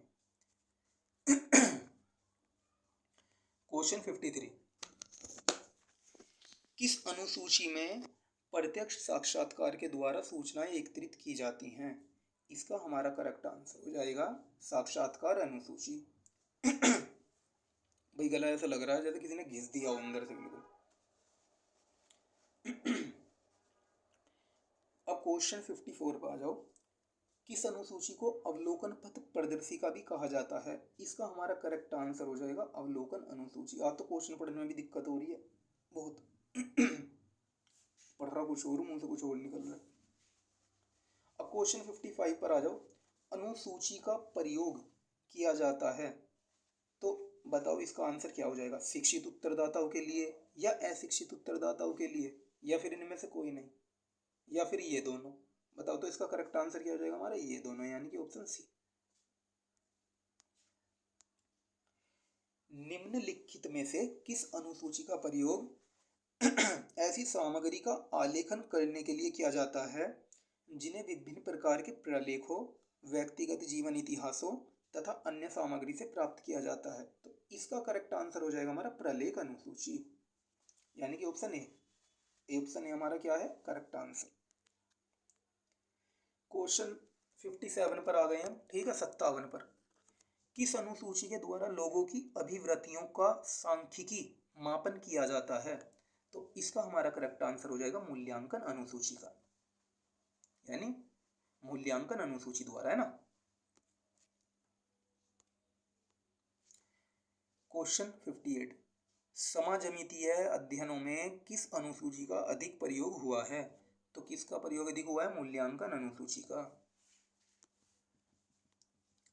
क्वेश्चन 59, भाई इसके भी पूरे हो जाएंगे थोड़ी देर बाद, जहाँ तक की उम्मीद है, यानी आपके 5th यूनिट भी कंप्लीट होने वाली है। और जो हमारी 6th यूनिट रहेगी उसमें तो मेरे ख्याल से लगभग 14 या फिर 15 क्वेश्चन दिए हुए हैं कुल। हाँ, 14-15 क्वेश्चन ही होंगे जहाँ तक की उम्मीद है। अब आ जाओ, जो हम अपनी 5th यूनिट पढ़ रहे हैं उसके क्वेश्चन नंबर 59 पर, निम्नलिखित में से कौन सा एक अप्राचालिक परीक्षण है? तो इसका आ जाएगा काइवर्ग परीक्षण, यानी कि ऑप्शन डी हमारा करेक्ट आंसर। अब क्वेश्चन 60 यानी 60 पर आ गए हैं, कौन सी विधि का प्रयोग सामाजिक संबंधों को मापने के लिए किया जाता है? तो इसका हमारा करेक्ट आंसर हो जाएगा समाजमिति। अब क्वेश्चन 61, अनुसूची का प्रयोग केवल शिक्षित सूचनादाताओं के लिए ही किया जाता है, यह बात सत्य है फिर असत्य है? यह बात बिल्कुल सत्य है, असत्य है बिल्कुल, ठीक है, यानी कि क्वेश्चन बी हमारा करेक्ट आंसर। निम्नलिखित में से कौन सी असंभाव्य प्रतिदर्शन पद्धति है? तो इसका करेक्ट आंसर हो जाएगा हमारा आकस्मिक प्रतिदर्शन पद्धति, ठीक है, आकस्मिक प्रतिदर्शन पद्धति, ऑप्शन बी हमारा करेक्ट आंसर। अब बताओ क्वेश्चन नंबर 63 का, किसी व्यक्ति के गुणों के गुणात्मक विवरण के लिए कौन से उपकरण का प्रयोग किया जा सकता है? अनुसूची का, प्रश्नावली का, या निर्धारण मापनी का, या फिर इनमें से किसी भी नहीं का? किसी का भी नहीं, मतलब बताओ। तो इसका जो हमारा करेक्ट आंसर हो जाएगा ये हो जाएगा ऑप्शन सी। अब चलते हैं क्वेश्चन 64 पर। 64 क्वेश्चन दिया है कि समाजमिति द्वारा किस प्रकार के आंकड़ों का संकलन किया जाता है? तो इसमें बताओ कौन सा आंसर हो जाएगा हमारा, option A will be the correct answer, यानी कि ऑप्शन ए हमारा करेक्ट आंसर हो जाएगा। तो क्वेश्चन नंबर 65, निम्नलिखित में से कौन सा प्रचलित परीक्षण नहीं है? तो इसका करेक्ट आंसर हो जाएगा हमारा मॉन विटनी टेस्ट। इसका नाम सुनो ध्यान से, निम्नलिखित में से कौन सा प्रचलित परीक्षण नहीं है? निम्नलिखित में से कौन सा प्रचलित परीक्षण नहीं है? तो इसका हमारा करेक्ट आंसर है मान विटनी टेस्ट। इसका करेक्ट आंसर है मान विटनी टेस्ट, यानी ऑप्शन सी हमारा करेक्ट आंसर आने के चांसेस क्वेश्चन के लिए है ना।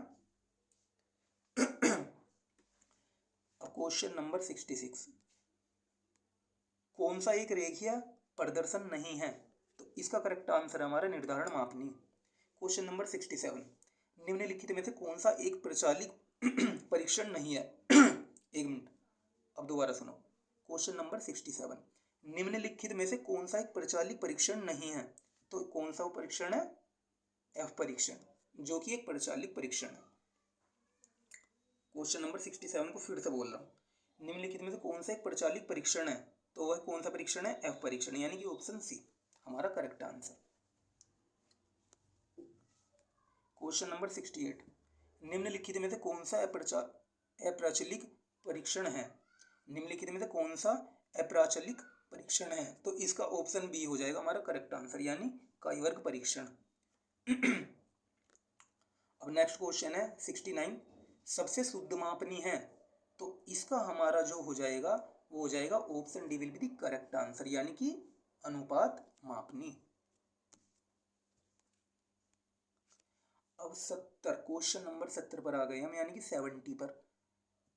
निम्नलिखित में से कौन सी मापनी छात्रों को अनुपस्थिति प्रदान करती है? बताओ। तो इसका हमारा करेक्ट आंसर है ऑप्शन बी, यानी कि क्रमिक मापनी।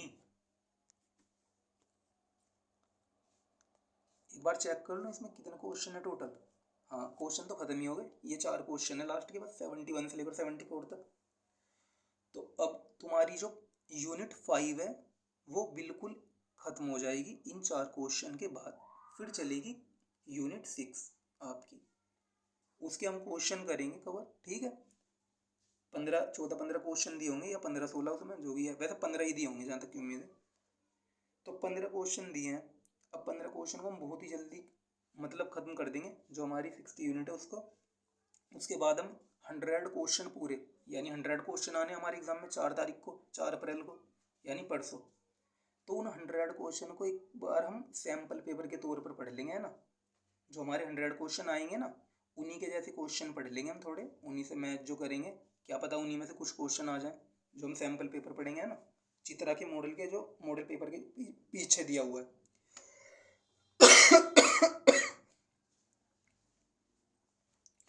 तो बताओ 5th यूनिट का क्वेश्चन नंबर 71, निम्नलिखित में से किस विधि का प्रयोग सामाजिक संबंधों को मापने के लिए किया जाता है? तो इसका हमारा करेक्ट आंसर हो जाएगा समाजमिति।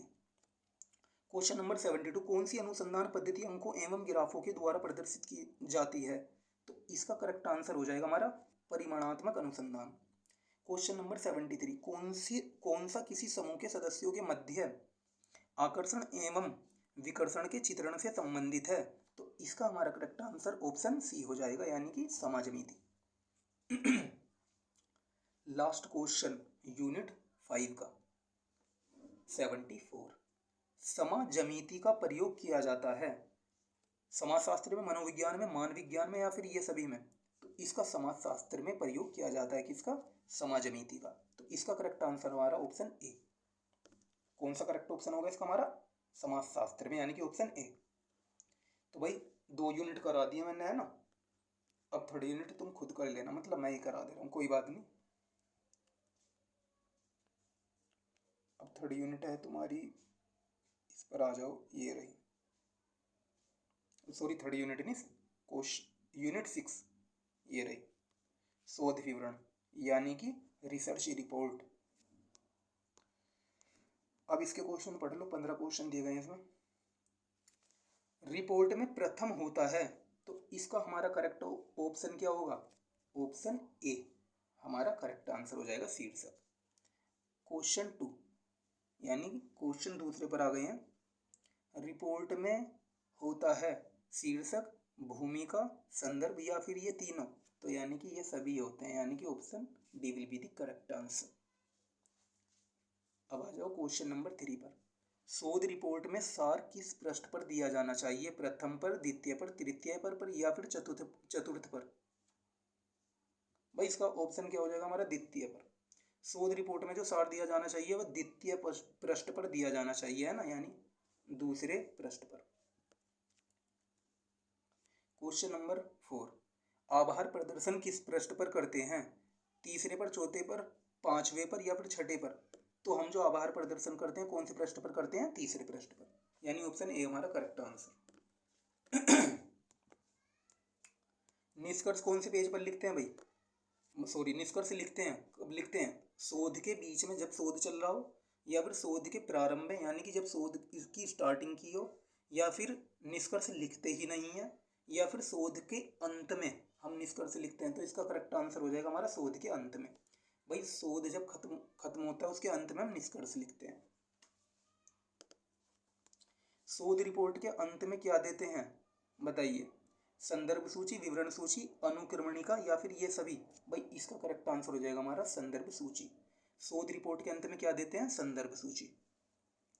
संदर्भ सूची में प्रथम क्या होता है? लेखक का नाम, प्रकाशक का नाम, रचना का नाम, शोधकर्ता का नाम। तो संदर्भ सूची में सबसे पहले किसका नाम होता है? लेखक का, यानी कि ऑप्शन ए इसका करेक्ट आंसर। अब क्वेश्चन 8, लिखित रिपोर्ट किस आकार के कागज पर दी जाती है? तो A4 शीट जो होती है ना, जिस पर आप मतलब जीरोक्स कॉपी वगैरह निकलवाते हो, वो वाली जो है हमारी, वही A4 शीट है, यानी ऑप्शन ए हमारा करेक्ट आंसर।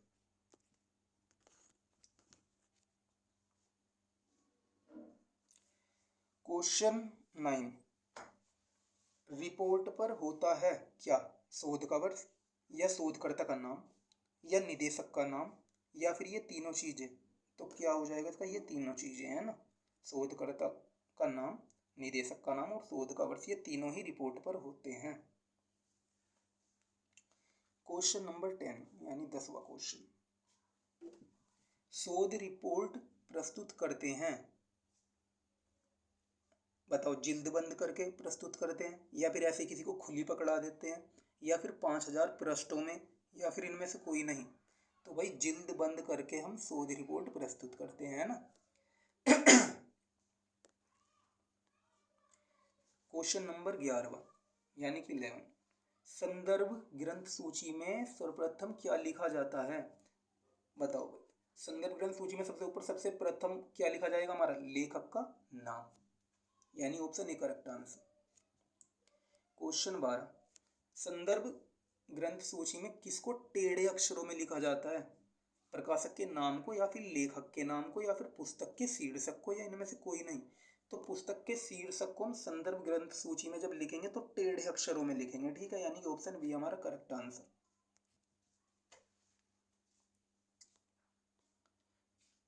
देख लो, मैं बोल रहा था ना कि 15 क्वेश्चन बस 15 ही है, 3 क्वेश्चन बचे लास्ट के, 13, 14, 15।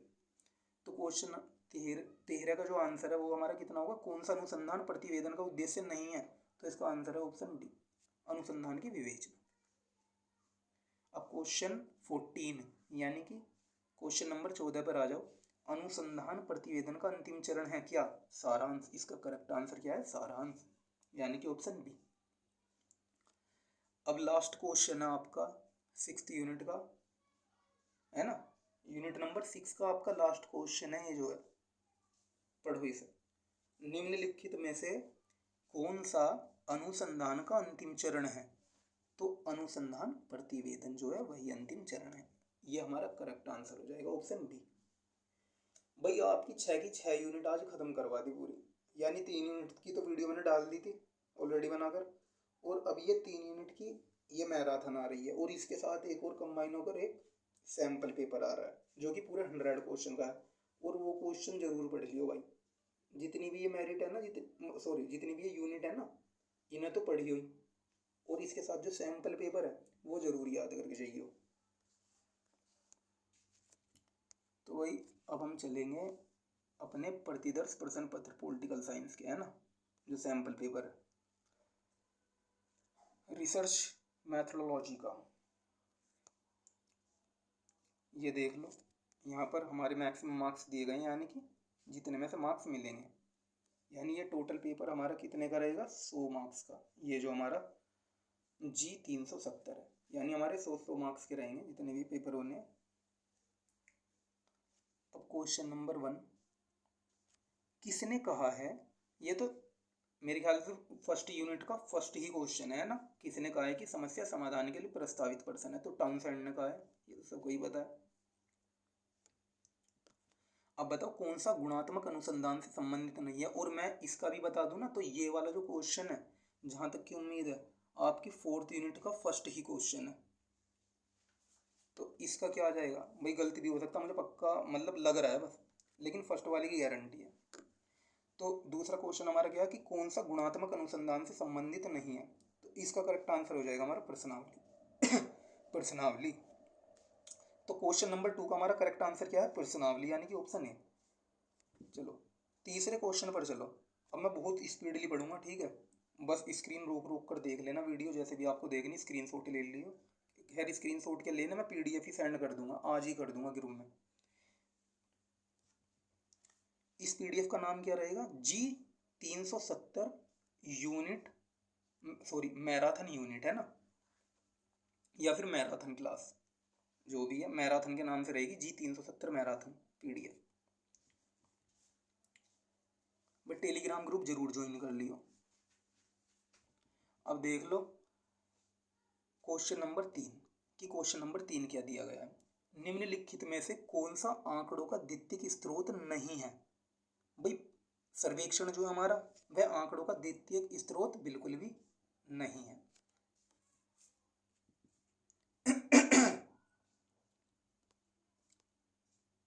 किस अनुसंधान पद्धति में वीडियो रिकॉर्डिंग टेप को आंकड़ों के संकलन के लिए प्रयोग नहीं किया जा सकता है, तो इसका हमारा करेक्ट आंसर हो जाएगा कि प्रयोगात्मक अनुसंधान में। अब क्वेश्चन 5, मूल रूप से शोध का तात्पर्य है गवेषणा, यानी कि ऑप्शन ए हमारा करेक्ट आंसर। नेक्स्ट क्वेश्चन, निम्नलिखित में कौन सी अनुसंधान पद्धति जनसंख्या की विशेषताओं के वर्णन पर केंद्रित है, तो कौन सी पद्धति है वो, सर्वेक्षण पद्धति, यानी correct answer A. Question number 7, Leviathan जो है किसकी रचना है, बहुत आसान क्वेश्चन, हॉब्स की, है ना, तो इस ये इंपॉर्टेंट भी क्वेश्चन है, ठीक है, यानी लेवियाथन जो है किसकी रचना है, हॉब्स की, ऑप्शन सी इसका करेक्ट आंसर है। मात्रात्मक अनुसंधान में आंकड़ों के संग्रह के लिए किस विधि का प्रयोग किया जाएगा, तो इसका हमारा करेक्ट आंसर हो जाएगा प्रश्नावली का। क्वेश्चन नंबर 9, किस अनुसंधान में आंकड़ों के संग्रह के लिए खुले उत्तरों वाले प्रश्नों का प्रयोग किया जाता है, तो इसका हमारा करेक्ट आंसर हो जाएगा गुणात्मक अनुसंधान में। क्वेश्चन नंबर 10, चरों के मध्य कार्य कारण संबंधों की स्थापना के लिए किस पद्धति का प्रयोग किया जा सकता है, तो कौन सी वह पद्धति है, प्रयोगात्मक पद्धति का प्रयोग किया जा सकता है, यानी कि ऑप्शन डी। क्वेश्चन नंबर 11, निम्नलिखित में कौन सा एक प्रश्नावली का प्रकार नहीं है, भाई चित्रात्मक तो है, खुली एवं बंद भी है, संरचित भी है, लेकिन केंद्रित नहीं है, केंद्रित ही हमारा आंसर होगा। क्वेश्चन नंबर 12, किस प्रकार की परिकल्पना के परीक्षण के लिए सांख्यिकीय विधियों का प्रयोग उचित रहेगा, तो बताओ, इनमें से कोई भी नहीं, यानी कि ऑप्शन डी हमारा करेक्ट आंसर हो जाएगा। पढ़ लेना इसके जितने भी ऑप्शन है, जो भी ऑप्शन बढ़े रहेंगे पढ़ने का नहीं है। निम्नलिखित में से कौन सा आंकड़ों के संग्रह का एक उपकरण नहीं है, क्योंकि टाइम नहीं है ना इतना बड़े बड़े ऑप्शन पढ़ूंगा या फिर सारे ही पढ़ूँ। तो क्वेश्चन नंबर 13, निम्नलिखित में से कौन सा आंकड़ों के संग्रह का एक उपकरण नहीं है, तो इसका आंसर हो जाएगा हमारा प्राचलिक परीक्षण, ऑप्शन ए हमारा करेक्ट आंसर। क्वेश्चन नंबर 14, यानी क्वेश्चन नंबर 14, निम्नलिखित में से कौन सा अवलोकन का एक प्रकार है, अब की बार क्या पूछ रहे हैं, एक प्रकार है, अवलोकन का कौन सा एक प्रकार है, ये जो दे रखे हैं इनमें से बताओ, सहभागी, गैर सहभागी, अर्ध सहभागी, भाई ये तो तीनों ही हैं अवलोकन के प्रकार, तो इसका मतलब तो हमारा करेक्ट आंसर क्या आ जाएगा, ऑप्शन डी। किस उपकरण के माध्यम से सूचनाओं, यानी कि आंकड़े भी बोलते हैं सूचनाओं को, किस उपकरण के माध्यम से सूचनाओं के संकलन में आंखों का प्रयोग किया जाता है, भाई किसी चीज का अवलोकन हम किस चीज से करते हैं, आंखों से, ठीक है, तो इसका करेक्ट आंसर क्या हो जाएगा, अवलोकन। किस उपकरण के माध्यम से, यानी कि क्वेश्चन नंबर 15 दोबारा बोल रहा हूँ, किस उपकरण के माध्यम से सूचनाओं के संकलन में आंखों का प्रयोग किया जाता है? तो इसका करेक्ट आंसर हमारा क्या, अवलोकन। क्वेश्चन नंबर 16, निम्नलिखित में से कौन सी एक अनुसंधान की पद्धति नहीं है? तो कौन सी अनुसंधान की पद्धति नहीं है? बताइए, प्रयोगात्मक तो है, सर्वेक्षण भी है, विवरणात्मक भी है, तो है कौन सी नहीं, अवलोकन, यानी कि ऑप्शन बी हमारा करेक्ट आंसर। ज्ञान प्राप्त होता है पुस्तकों से, अनुभव से, ईश्वर से, इन सभी से। भाई पुस्तकों से भी होता है वैसे तो, ईश्वर से भी होता है, और वैसे तो इन सभी से आना चाहिए, लेकिन यहाँ पर हम करेक्ट आंसर क्या लगाएंगे, अनुभव जब हम करते हैं तो असली जो ज्ञान है हमें अनुभव के आधार पर ही प्राप्त होता है, यानी कि ऑप्शन बी। तो इसका ऑप्शन बी हमारा करेक्ट आंसर हो जाएगा। अब क्वेश्चन नंबर 18, निम्नलिखित में से कौन सा साक्षात्कार का एक प्रकार नहीं है? अनुसंधान तो है, उपचारात्मक भी है, और हमारा संरचित भी है, लेकिन चित्रात्मक क्या है भैया? चित्रात्मक तो है नहीं, हमारा चित्रात्मक ही करेक्ट आंसर है। क्वेश्चन नंबर 19, किस उपकरण से सूचना संकलन के लिए शोधकर्ता स्वयं ही सूचनादाता से संपर्क करता है? तो इसका करेक्ट आंसर हो जाएगा हमारा ऑप्शन बी, अनुसूची। अब आ जाओ क्वेश्चन 20 पर। तार्किक चिंतन की नींव रखने वाले प्रमुख दार्शनिक हैं, कौन कौन है भाई? पाइथागोरस भी है, अरस्तु भी है, प्लेटो भी है। तो इसका ऑप्शन डी हमारा, ये सभी हैं, यानी कि ऑप्शन डी हमारा करेक्ट आंसर। तार्किक चिंतन की नींव रखी है इन तीनों ने, पाइथागोरस ने भी, अरस्तु ने भी, प्लेटो ने भी, है ना। अब क्वेश्चन नंबर 21, निम्नलिखित में से कौन सा असंभाव्य प्रतिदर्शन प्रविधि नहीं है? तो इसका हमारा करेक्ट आंसर हो जाएगा गुच्छ प्रतिदर्शन, यानी कि ऑप्शन बी। अब क्वेश्चन 22, प्रमुख बुद्धिवादी हैं भाई, ये सभी हैं, स्पिनोजा भी है, डेस्कार्ट भी है, लेबनिज भी है, ठीक है, यानी कि तीनों क्या हैं, ये प्रमुख बुद्धिवादी हैं। इनका नाम किसमें आएगा? प्रमुख बुद्धिवादियों में। क्वेश्चन नंबर 23, हाँ क्वेश्चन नंबर 23, जब विषम जातीय जनसंख्या हो तो किस प्रतिदर्शन प्रविधि का किया जाएगा? नहीं, ये क्या है, हाँ एक मिनट दोबारा से, जब विषम जातीय जनसंख्या हो तो किस प्रतिदर्शन प्रविधि का किया जाएगा? स्तरीकृत प्रतिदर्शन प्रविधि। यार ये क्वेश्चन जब विषम जाती है, चलो इसका मैं आंसर ही लगा रहा हूँ, डॉक्यूमेंट समझ में नहीं आ रहा, पता नहीं क्या क्वेश्चन है, ठीक है, ऑप्शन ए इसका करेक्ट आंसर है। आ जाए तो लगा दियो, ठीक है, समझ लियो ना तो समझने का टाइम है नहीं, क्योंकि कल कल का दिन बीच में है। क्वेश्चन नंबर 24, द मेथड में सन 1637 के अंदर ईश्वर पर जो लेख है वो प्रकाशित हुआ था, तो वह किसका था? जो वह लेख था, कांट का, डेस्कार्ट का, लेबनिज का, या फिर मिल का? तो वह किसका लेख था? डेस्कार्ट का। यानी दी मेथड में सन 1637 में ईश्वर पर एक लेख प्रकाशित हुआ था, वह किसका था? डेस्कार्ट का। ऑप्शन सी हमारा करेक्ट आंसर। क्वेश्चन नंबर 25, जब जनसंख्या बड़े भौगोलिक क्षेत्र में फैली हुई हो तो किस प्रतिदर्शन प्रविधि का प्रयोग उचित रहेगा? यानी गुच्छ प्रतिदर्शन प्रविधि का, ठीक है भाई, गुच्छ का मतलब गुच्छ से याद रख लियो, एक भौगोलिक क्षेत्र में जब फैली रहेगी काफी जनसंख्या तो एक गुच्छा एक टाइप में दिखाई देगी कि गुच्छा, और भौगोलिक रूप में क्षेत्र में गुच्छा फैल रहा है जनसंख्या का, ठीक है, गुच्छ प्रतिदर्शन प्रविधि का प्रयोग उचित होगा। क्वेश्चन नंबर 26, कौन सा अंतर्वस्तु विश्लेषण का चरण नहीं है? तो इसका हमारा करेक्ट आंसर हो जाएगा आंकड़ों का संग्रहण। अब क्वेश्चन नंबर 27, कौन सी विधि का प्रयोग सामाजिक संबंधों को मापने के लिए किया जाता है? तो इसका हमारा करेक्ट आंसर हो जाएगा समाज मिति, ठीक है, तो इसका हमारा करेक्ट आंसर क्या हो जाएगा? जैसे एक नाम सुना होगा मैथमेटिक्स के अंदर, ज्यामिति, है ना, तो ऐसी ये समाज के बीच जो संबंध है उनको मापने के लिए इसका यूज किया जाता है, इस विधि का, इसे बोलते हैं समाजमिति। इसमें समाज आ रहा है, ठीक है, इसमें क्या जुड़ा हुआ है? समाज, यानी समाजमिति, जैसे उसमें ज्यामिति जुड़ी हुई है। तो इसका हमारा करेक्ट आंसर क्या हो जाएगा? ऑप्शन सी हमारा करेक्ट आंसर। अब क्वेश्चन 28, मानक त्रुटि को कम किया जा सकता है प्रति दर्श के आकार में वृद्धि करके, ठीक है, मानक त्रुटि को कम किया जा सकता है, ऑप्शन ए प्रतिदर्श के आकार में वृद्धि करके, या फिर प्रतिदर्श के आकार को कम करके, या फिर परीक्षण के समय को कम करके, या फिर ये सभी। बताओ, इसका करेक्ट आंसर हो जाएगा कि मानक त्रुटि को जो कम किया जा सकता है ना, वो प्रतिदर्श के आकार में वृद्धि करके कम किया जा सकता है। ठीक है, ऑप्शन ए हमारा करेक्ट आंसर। क्वेश्चन नंबर 29, निम्नलिखित में से कौन सी एक अच्छे वर्गीकरण की विशेषता है? प्रासंगिकता भी है, सरलता भी है, स्पष्टता भी है, यानी तो ऑप्शन क्या आएगा हमारा? D correct answer. निम्नलिखित में से कौन सा एक चर नहीं है? लिंग, शिक्षा, आयु, नाम। नाम हमारा करेक्ट आंसर हो जाएगा, यानी कि ऑप्शन बी। निम्नलिखित में से कौन सा अनुसंधान का अंतिम चरण है? परिकल्पना, या फिर आंकड़ों का संकलन, या आंकड़ों का विश्लेषण, या फिर अनुसंधान प्रतिवेदन? तो इसका हमारा करेक्ट आंसर है ऑप्शन बी, यानी अनुसंधान प्रतिवेदन। क्वेश्चन नंबर 32, निम्नलिखित में से कौन सा मापन का सर्वश्रेष्ठ स्तर है? तो इसका हमारा करेक्ट आंसर है क्या? अनुपात मापनी। अब क्वेश्चन नंबर 33, निम्नलिखित में से कौन सी निम्न स्तर की मापनी है? बताओ, नामिक मापनी। ठीक है। क्वेश्चन नंबर 34, मापन की कौन सी मापनी किस टीम के खिलाड़ियों को रैंक प्रदान करेगी? अंतराल मापनी, या नामिक मापनी, या अनुपात मापनी के, या फिर क्रमिक मापनी के? बताओ, मापन की कौन सी जो मापनी है वो किस टीम के खिलाड़ियों को रैंक प्रदान करेगी? अंतराल मापनी के खिलाड़ियों को, या फिर नामिक मापनी के खिलाड़ियों को, या फिर अनुपात मापनी के, या फिर क्रमिक मापनी के? बताओ, एक मिनट रुको। मापन की कौन सी मापनी किस टीम के खिलाड़ियों को? किसी टीम के है ये। मापन की कौन सी मापनी किसी टीम के खिलाड़ियों को रैंक प्रदान करेगी?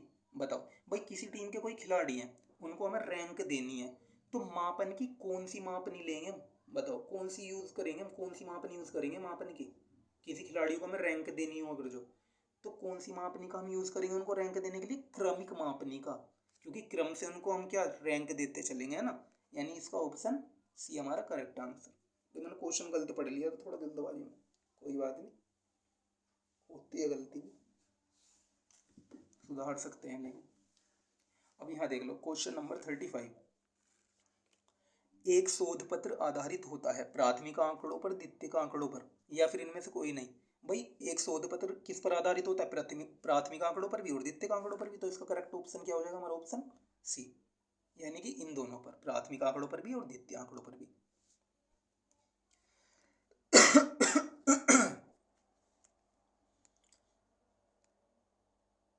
एक सेकंड, हाँ। क्वेश्चन नंबर 36, निम्नलिखित में से कौन सा एक अप्रचलित परीक्षण है? तो इसका हमारा करेक्ट आंसर है टी परीक्षण।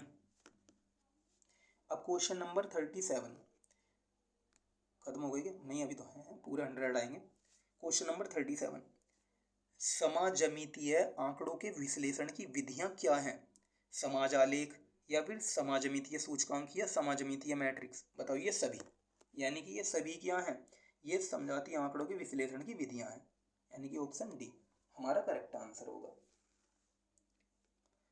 अब हमारा क्वेश्चन नंबर 38, यानी कि 38वें क्वेश्चन पर आ गए हैं। निम्नलिखित में से कौन सा प्रचलित परीक्षण नहीं है? निम्नलिखित में से कौन सा प्राचलिक परीक्षण नहीं है? तो इसका हमारा क्या आ जाएगा answer? Mann Whitney test. Mann Whitney test हमारा correct answer, option C. Question number 38 का जो हमारा करेक्ट ऑप्शन है कौन सा है? सी, मान व्हिटनी टेस्ट। अब क्वेश्चन नंबर 39 पर आ जाओ, यानी 39 पर। कौन सी एक अच्छे मापन की कसौटी है? वैधता, विश्वसनीयता, संवेदनशीलता, या फिर ये सभी? तो भाई ये तीनों ही हमारी क्या हैं? एक अच्छे मापन की कसौटी है, यानी कि ये सभी हमारा करेक्ट आंसर आएगा। टीपेट टेबल में कितनी संख्याएं दी गई है? मोस्ट इंपोर्टेंट क्वेश्चन है। 10,400 संख्याएं दी गई है ना, यानी हमारा ऑप्शन करेक्ट कौन सा होगा? Option A. ऑप्शन ए हमारा करेक्ट आंसर है क्वेश्चन नंबर 40 का, यानी कि यानी कि 10,400। टिपिट टेबल में कितनी संख्याएं दी गई हैं भाई? 10,400। बोला कुछ और, मुझे कुछ और निकल रहा है, तबीयत डाउन लग रही है पूरी।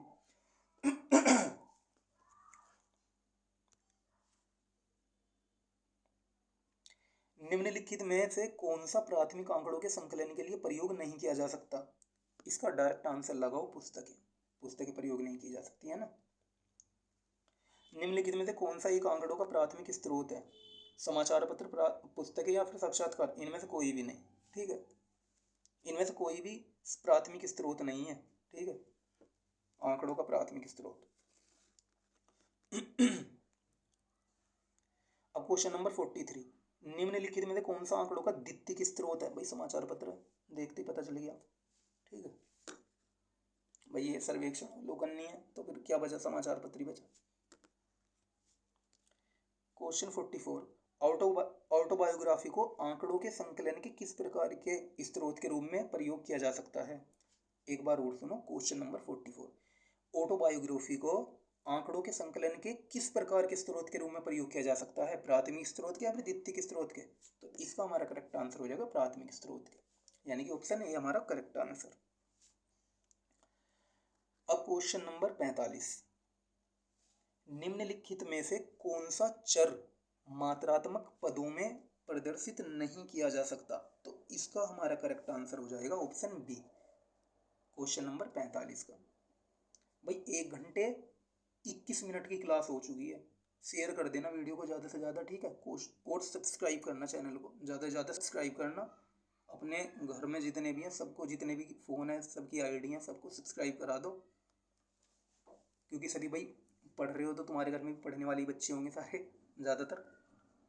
और जो भी फ्रेंड्स सर्कल है, जो भी है ग्रुप वगैरह में शेयर कर दो, क्योंकि आने वाले टाइम में ना मैं मटेरियल लाऊंगा इस पर, जीके वगैरह का भी।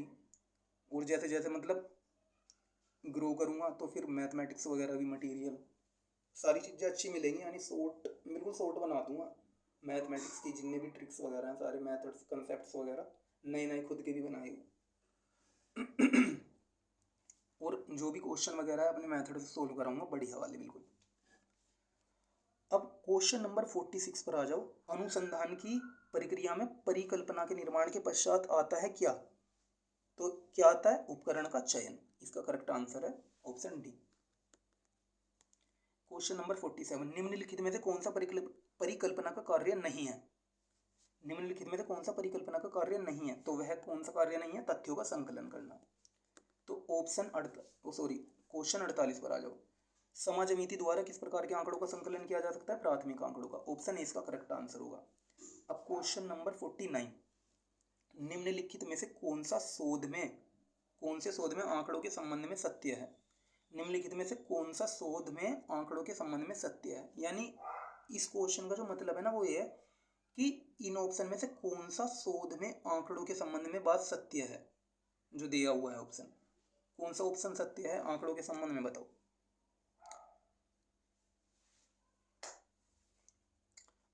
तो इसका क्या हो जाएगा? आंकड़े गुणात्मक भी हो सकते हैं और आंकड़े मात्रात्मक भी हो सकते हैं, यानी कि ऑप्शन सी हमारा करेक्ट आंसर। ऑप्शन ए और बी दोनों।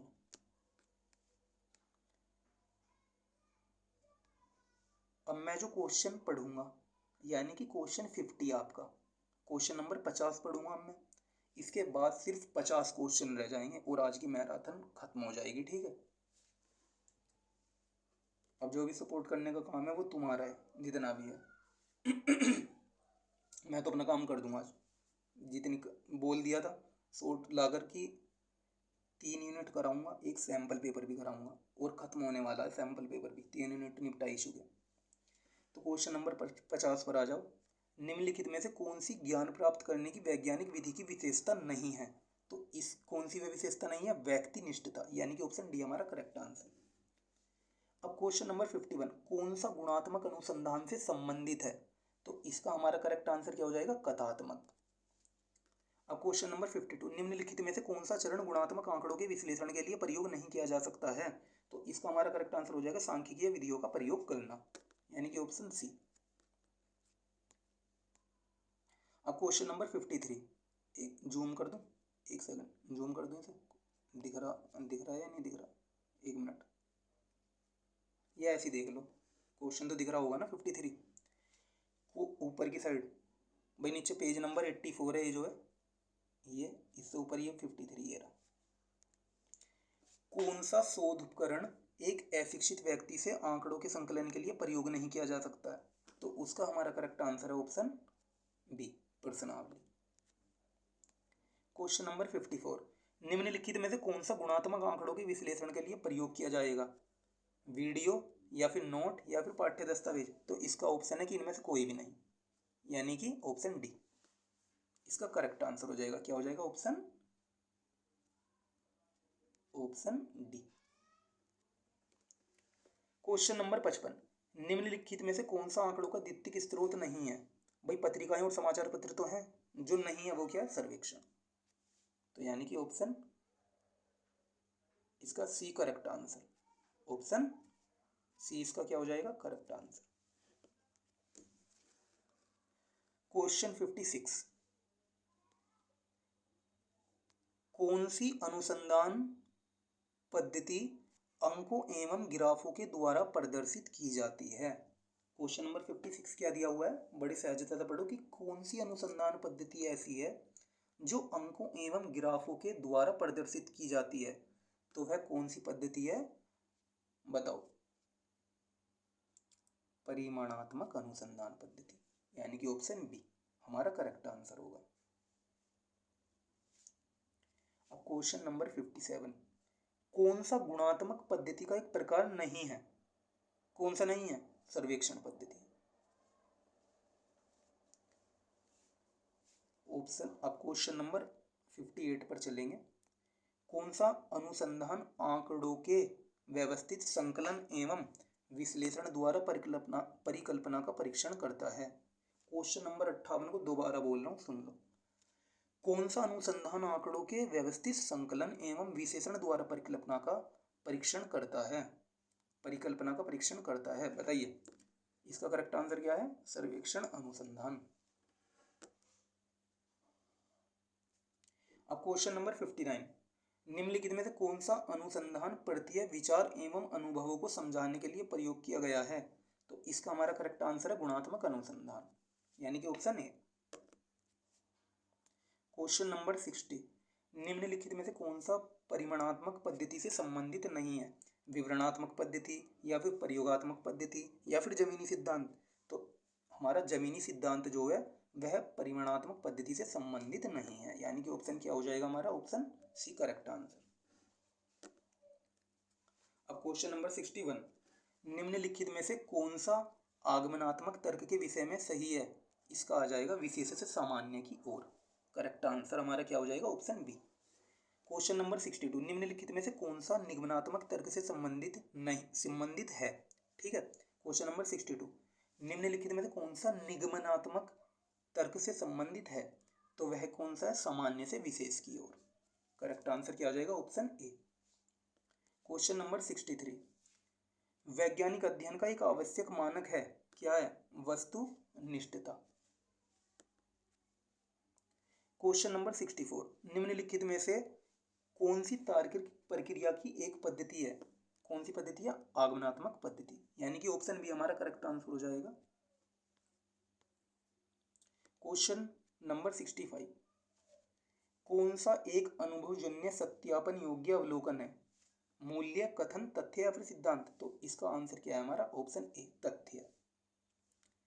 सामाजिक विज्ञान का संबंध है अजीवित वस्तुओं से या फिर जीवित वस्तुओं से या फिर मनुष्यों से? तो सामाजिक विज्ञान का सीधा सीधा संबंध किस चीज से है? मनुष्यों से। क्वेश्चन नंबर 67, ये क्या हो रहा है पीडीएफ में? क्वेश्चन नंबर 67, निम्नलिखित में से कौन सा तथ्य खोज आधारित अध्ययन का एक उदाहरण है? इसका हमारा करेक्ट आंसर हो जाएगा ऑप्शन सी सर्वेक्षण अनुसंधान। अब क्वेश्चन नंबर 68, कौन सा अनुसंधान एक तात्कालिक समस्या के समाधान के लिए किया जाता है? तो इसका हमारा करेक्ट आंसर होगा ऑप्शन बी क्रियात्मक अनुसंधान। क्वेश्चन नंबर 69, निम्नलिखित में से कौन सा एक अच्छे अनुसंधान का गुण है?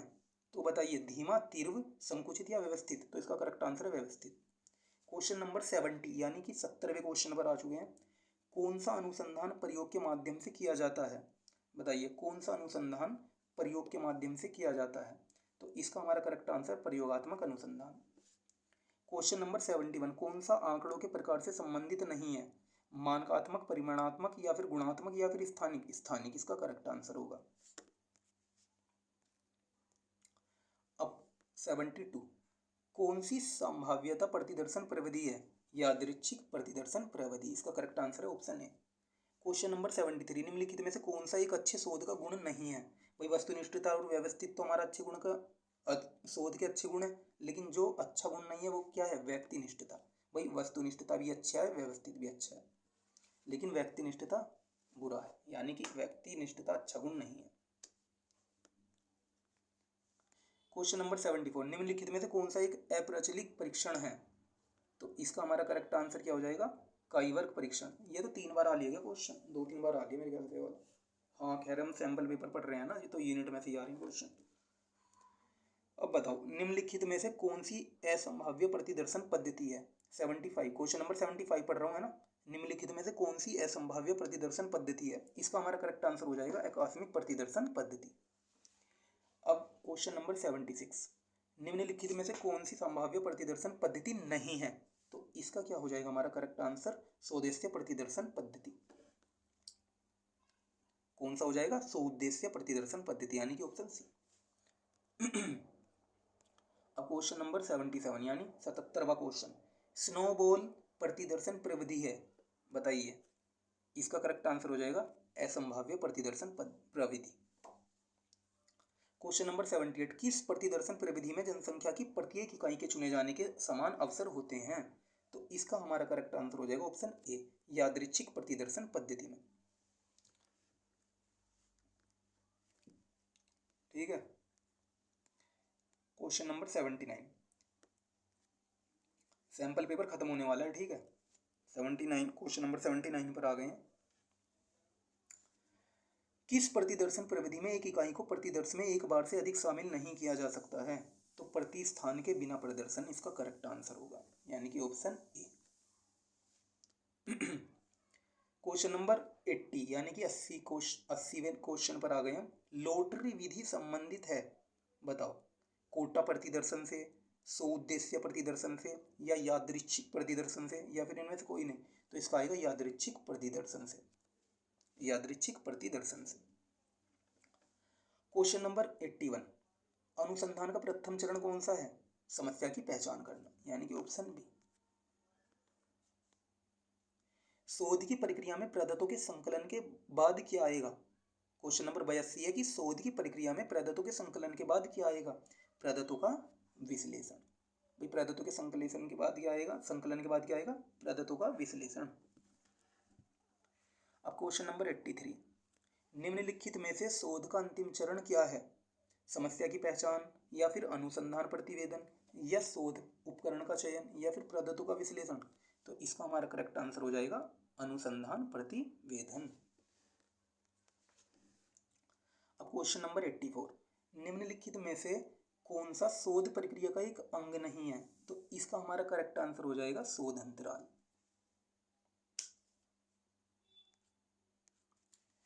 अब क्वेश्चन 85 जो है उसका करेक्ट आंसर देख लो क्या है। निम्नलिखित में से शोध प्रक्रिया का सही क्रम क्या है? ये लगा लेना जो भी सही क्रम है, ठीक है। ऑप्शन सी इसका करेक्ट आंसर है। यानी कि एक बार बता दूं, क्वेश्चन नंबर 85 दिया हुआ है, निम्नलिखित में से शोध प्रक्रिया का सही क्रम क्या है? अब सही क्रम लगाओ।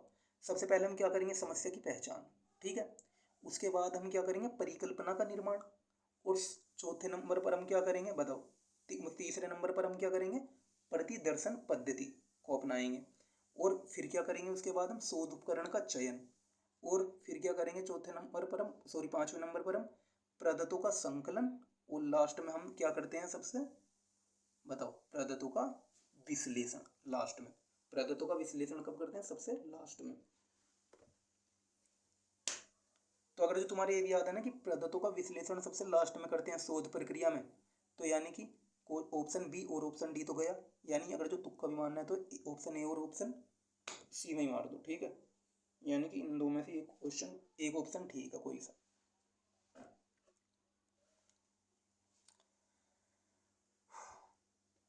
अब चलो क्वेश्चन नंबर 86 पर, निम्नलिखित में से कौन सा अनुसंधान प्रतिवेदन का प्रथम चरण है? तो इसका हमारा करेक्ट आंसर हो जाएगा शोध का शीर्षक। अब क्वेश्चन नंबर 87, निम्नलिखित में से कौन सा अनुसंधान प्रतिवेदन का अंतिम चरण है? तो इसका करेक्ट आंसर हो जाएगा हमारा संदर्भ ग्रंथ सूची, यानी कि ऑप्शन डी हमारा करेक्ट आंसर है।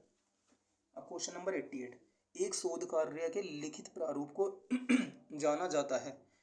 एक बार दोबारा बोलता हूँ, क्वेश्चन नंबर 88। एक शोध कार्य के लिखित प्रारूप को जाना जाता है किसके रूप में? अनुसंधान प्रतिवेदन के रूप में, या फिर लिखित परियोजना प्रतिवेदन के रूप में, या फिर प्रबंध के रूप में, या फिर शोध पत्र के रूप में। तो इसका हमारा करेक्ट आंसर हो जाएगा अनुसंधान प्रतिवेदन के रूप में। अब क्वेश्चन नंबर 89। शोध प्रतिवेदन लिखते समय निम्नलिखित को क्रम व्यवस्थित करें और सही कोड का चयन करके अपना उत्तर इंगित करें, यानी कि लगाएं, चुने। इंगित का मतलब चुनना है ना। अब एक बात बताओ, सबसे पहले हम क्या करेंगे भाई? सबसे पहले हमें क्या मिलेगा? परिणाम। फिर परिणाम पर हम कुछ निष्कर्ष निकाल लेंगे, उसके बाद फिर कुछ ना कुछ प्रयोग करेंगे और लास्ट में हम फिर सुझाव देंगे, ठीक है? तो इसका करेक्ट आंसर क्या है हमारा? ऑप्शन सी। ऑप्शन सी क्या है इसका करेक्ट आंसर?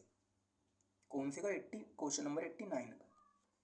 अब क्वेश्चन नंबर 90, यानी कि अब 11 क्वेश्चन रह गए बस, इसको 90 को लगाकर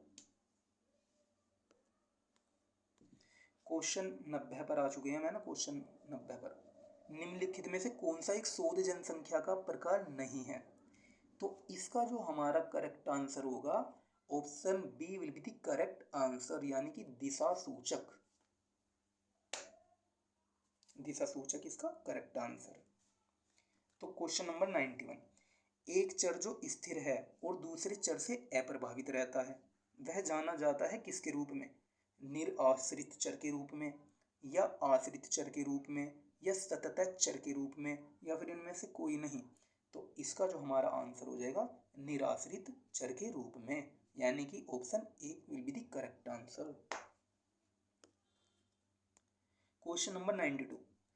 कौन सा किसी समूह के सदस्यों के मध्य आकर्षण एवं विकर्षण के चित्रण से संबंधित है? तो इसका हमारा करेक्ट आंसर है समाजमिति। क्वेश्चन 93। प्रदत्तों को वर्गों एवं समूह में व्यवस्थित करने की प्रक्रिया को क्या कहा जाता है? वर्गीकरण। ये क्वेश्चन भी आया था, है ना, जब यूनिट पढ़ रहे थे, मेरे ख्याल से लास्ट की पढ़ रहे थे, पता नहीं कौन सी जो भी पढ़ रहे होंगे, लेकिन ये क्वेश्चन आया था पहले। अब क्वेश्चन नंबर 94। निम्नलिखित में कौन सा एक प्रतिदर्शन पद्धति का लाभ नहीं है? तो इसका हमारा करेक्ट आंसर हो जाएगा प्रतिनिधित्वता। अब क्वेश्चन 95। समाजमिति का प्रयोग किया जाता है किस चीज में? समाजशास्त्र में। उस वैचारिक रूपरेखा का नाम क्या है जिसमें शोध किया जाता है? शोध अभिकल्प। भाई 3 क्वेश्चन बचे, अब बस काम खत्म आज का। सुबह गंगा जी से आया था, इसलिए थक गया, बिल्कुल गला खराब हो गया बिल्कुल। गला खराब तो खैर अब हुआ है कि कोल्ड ड्रिंक वगैरह मतलब ज़्यादा ठंडी थी ना, उसकी वजह से बिल्कुल बेकार हो गया गला। Question number 97। परिकल्पना को किस रूप में नहीं बताया जा सकता है? बताओ किस रूप में नहीं बताया जा सकता? सामान्य रूप में। ऑप्शन डी इसका करेक्ट आंसर हो जाएगा। Question number 98। निम्नलिखित में से कौन सी अनुसंधान की एक विशेषता है कि यह व्यवस्थित है? भाई अनुसंधान क्या है? अनुसंधान व्यवस्थित है, तो यही इसकी विशेषता है, यानी option B. Question number 99। The elements of research पुस्तक के लेखक कौन है? Question number 99। The elements of research पुस्तक के लेखक कौन है? एफ.एल. विटनी, यानी एफ.एल. विटनी हमारा करेक्ट आंसर होगा, ऑप्शन डी। बिल्कुल लास्ट क्वेश्चन इस मैराथन क्लास का, क्वेश्चन 100, ठीक है। Question number 100। विस्तृत क्षेत्र में फैले हुए प्रतिदर्श से सूचना संकलन के लिए किस उपकरण का प्रयोग किया जाएगा? तो किस उपकरण का प्रयोग किया जाएगा? प्रश्नावली का, यानी कि ऑप्शन ए हमारा करेक्ट आंसर होगा। भाई मैं बताऊं, मेरा बिल्कुल गला खराब है, जैसे तैसे मतलब क्लास हुई है जो भी है। अब मैं क्लास करा दी, इसे अपलोड कर दूंगा 5 मिनट बाद, 5 या 10 मिनट बाद अपलोड कर दूंगा, ठीक है। क्योंकि जो भी है एडिट वगैरह करके जो भी होना है, जो भी थंबनेल वगैरह इसका बनेगा उसे बनाऊंगा पहले जब करूँगा, क्योंकि सारे काम खुद करता हूँ। और थंबनेल बताना कमेंट में, मतलब कमेंट बॉक्स में थंबनेल बताना किस तरह के बनाऊँ, इस तरह के अच्छे लग रहे हैं थंबनेल, या फिर कुछ अपना फोटो हटा दूँ, या फिर कुछ और तरह से बनाऊँ, बताना, ठीक है। लेकिन एक चीज़ और, अब ये न्यू चैनल है मेरा, ठीक है, तो चैनल को पता क्या करना है तुम्हें? अपने ग्रुप्स वगैरह जो भी हैं कॉलेजेस वगैरह के, या फिर फ्रेंड सर्कल जो भी है उनमें शेयर कर देना, बता देना कि मतलब यहाँ पर ना कंटेंट अच्छा मिलेगा, जो भी कंटेंट रहेगा आने वाले टाइम में। अभी तो जो भी है तुम्हें जैसे भी अच्छा लग रहा हो मुझे बताना, बुरा लग रहा हो वो भी बताना, अच्छा बुरा जैसा भी लग रहा है। चैनल को सब्सक्राइब करके रखना, ठीक है। और जो वो बोलते हैं ना बेल आइकन जो है उसको प्रेस करके रखना, ठीक है। कोई भी मैं वीडियो डालता हूँ ना फिर आपको पता लगेगा कि हाँ एग्ज़ाम हैकर पर ना एक वीडियो आई है जो कि काफ़ी काम की है। मतलब यूट्यूबरों की तरह ही बोल रहा हूँ मैं, थोड़ा अभी बोल नहीं पा रहा हूँ, ठीक है। चैनल को सब्सक्राइब करो, लाइक करो, शेयर करो, कमेंट करो, ठीक है। अच्छी अच्छी प्यारी प्यारी। इसी के साथ धन्यवाद, तुम्हें मेरा करना चाहिए, ठीक है। Okay, thank you so much.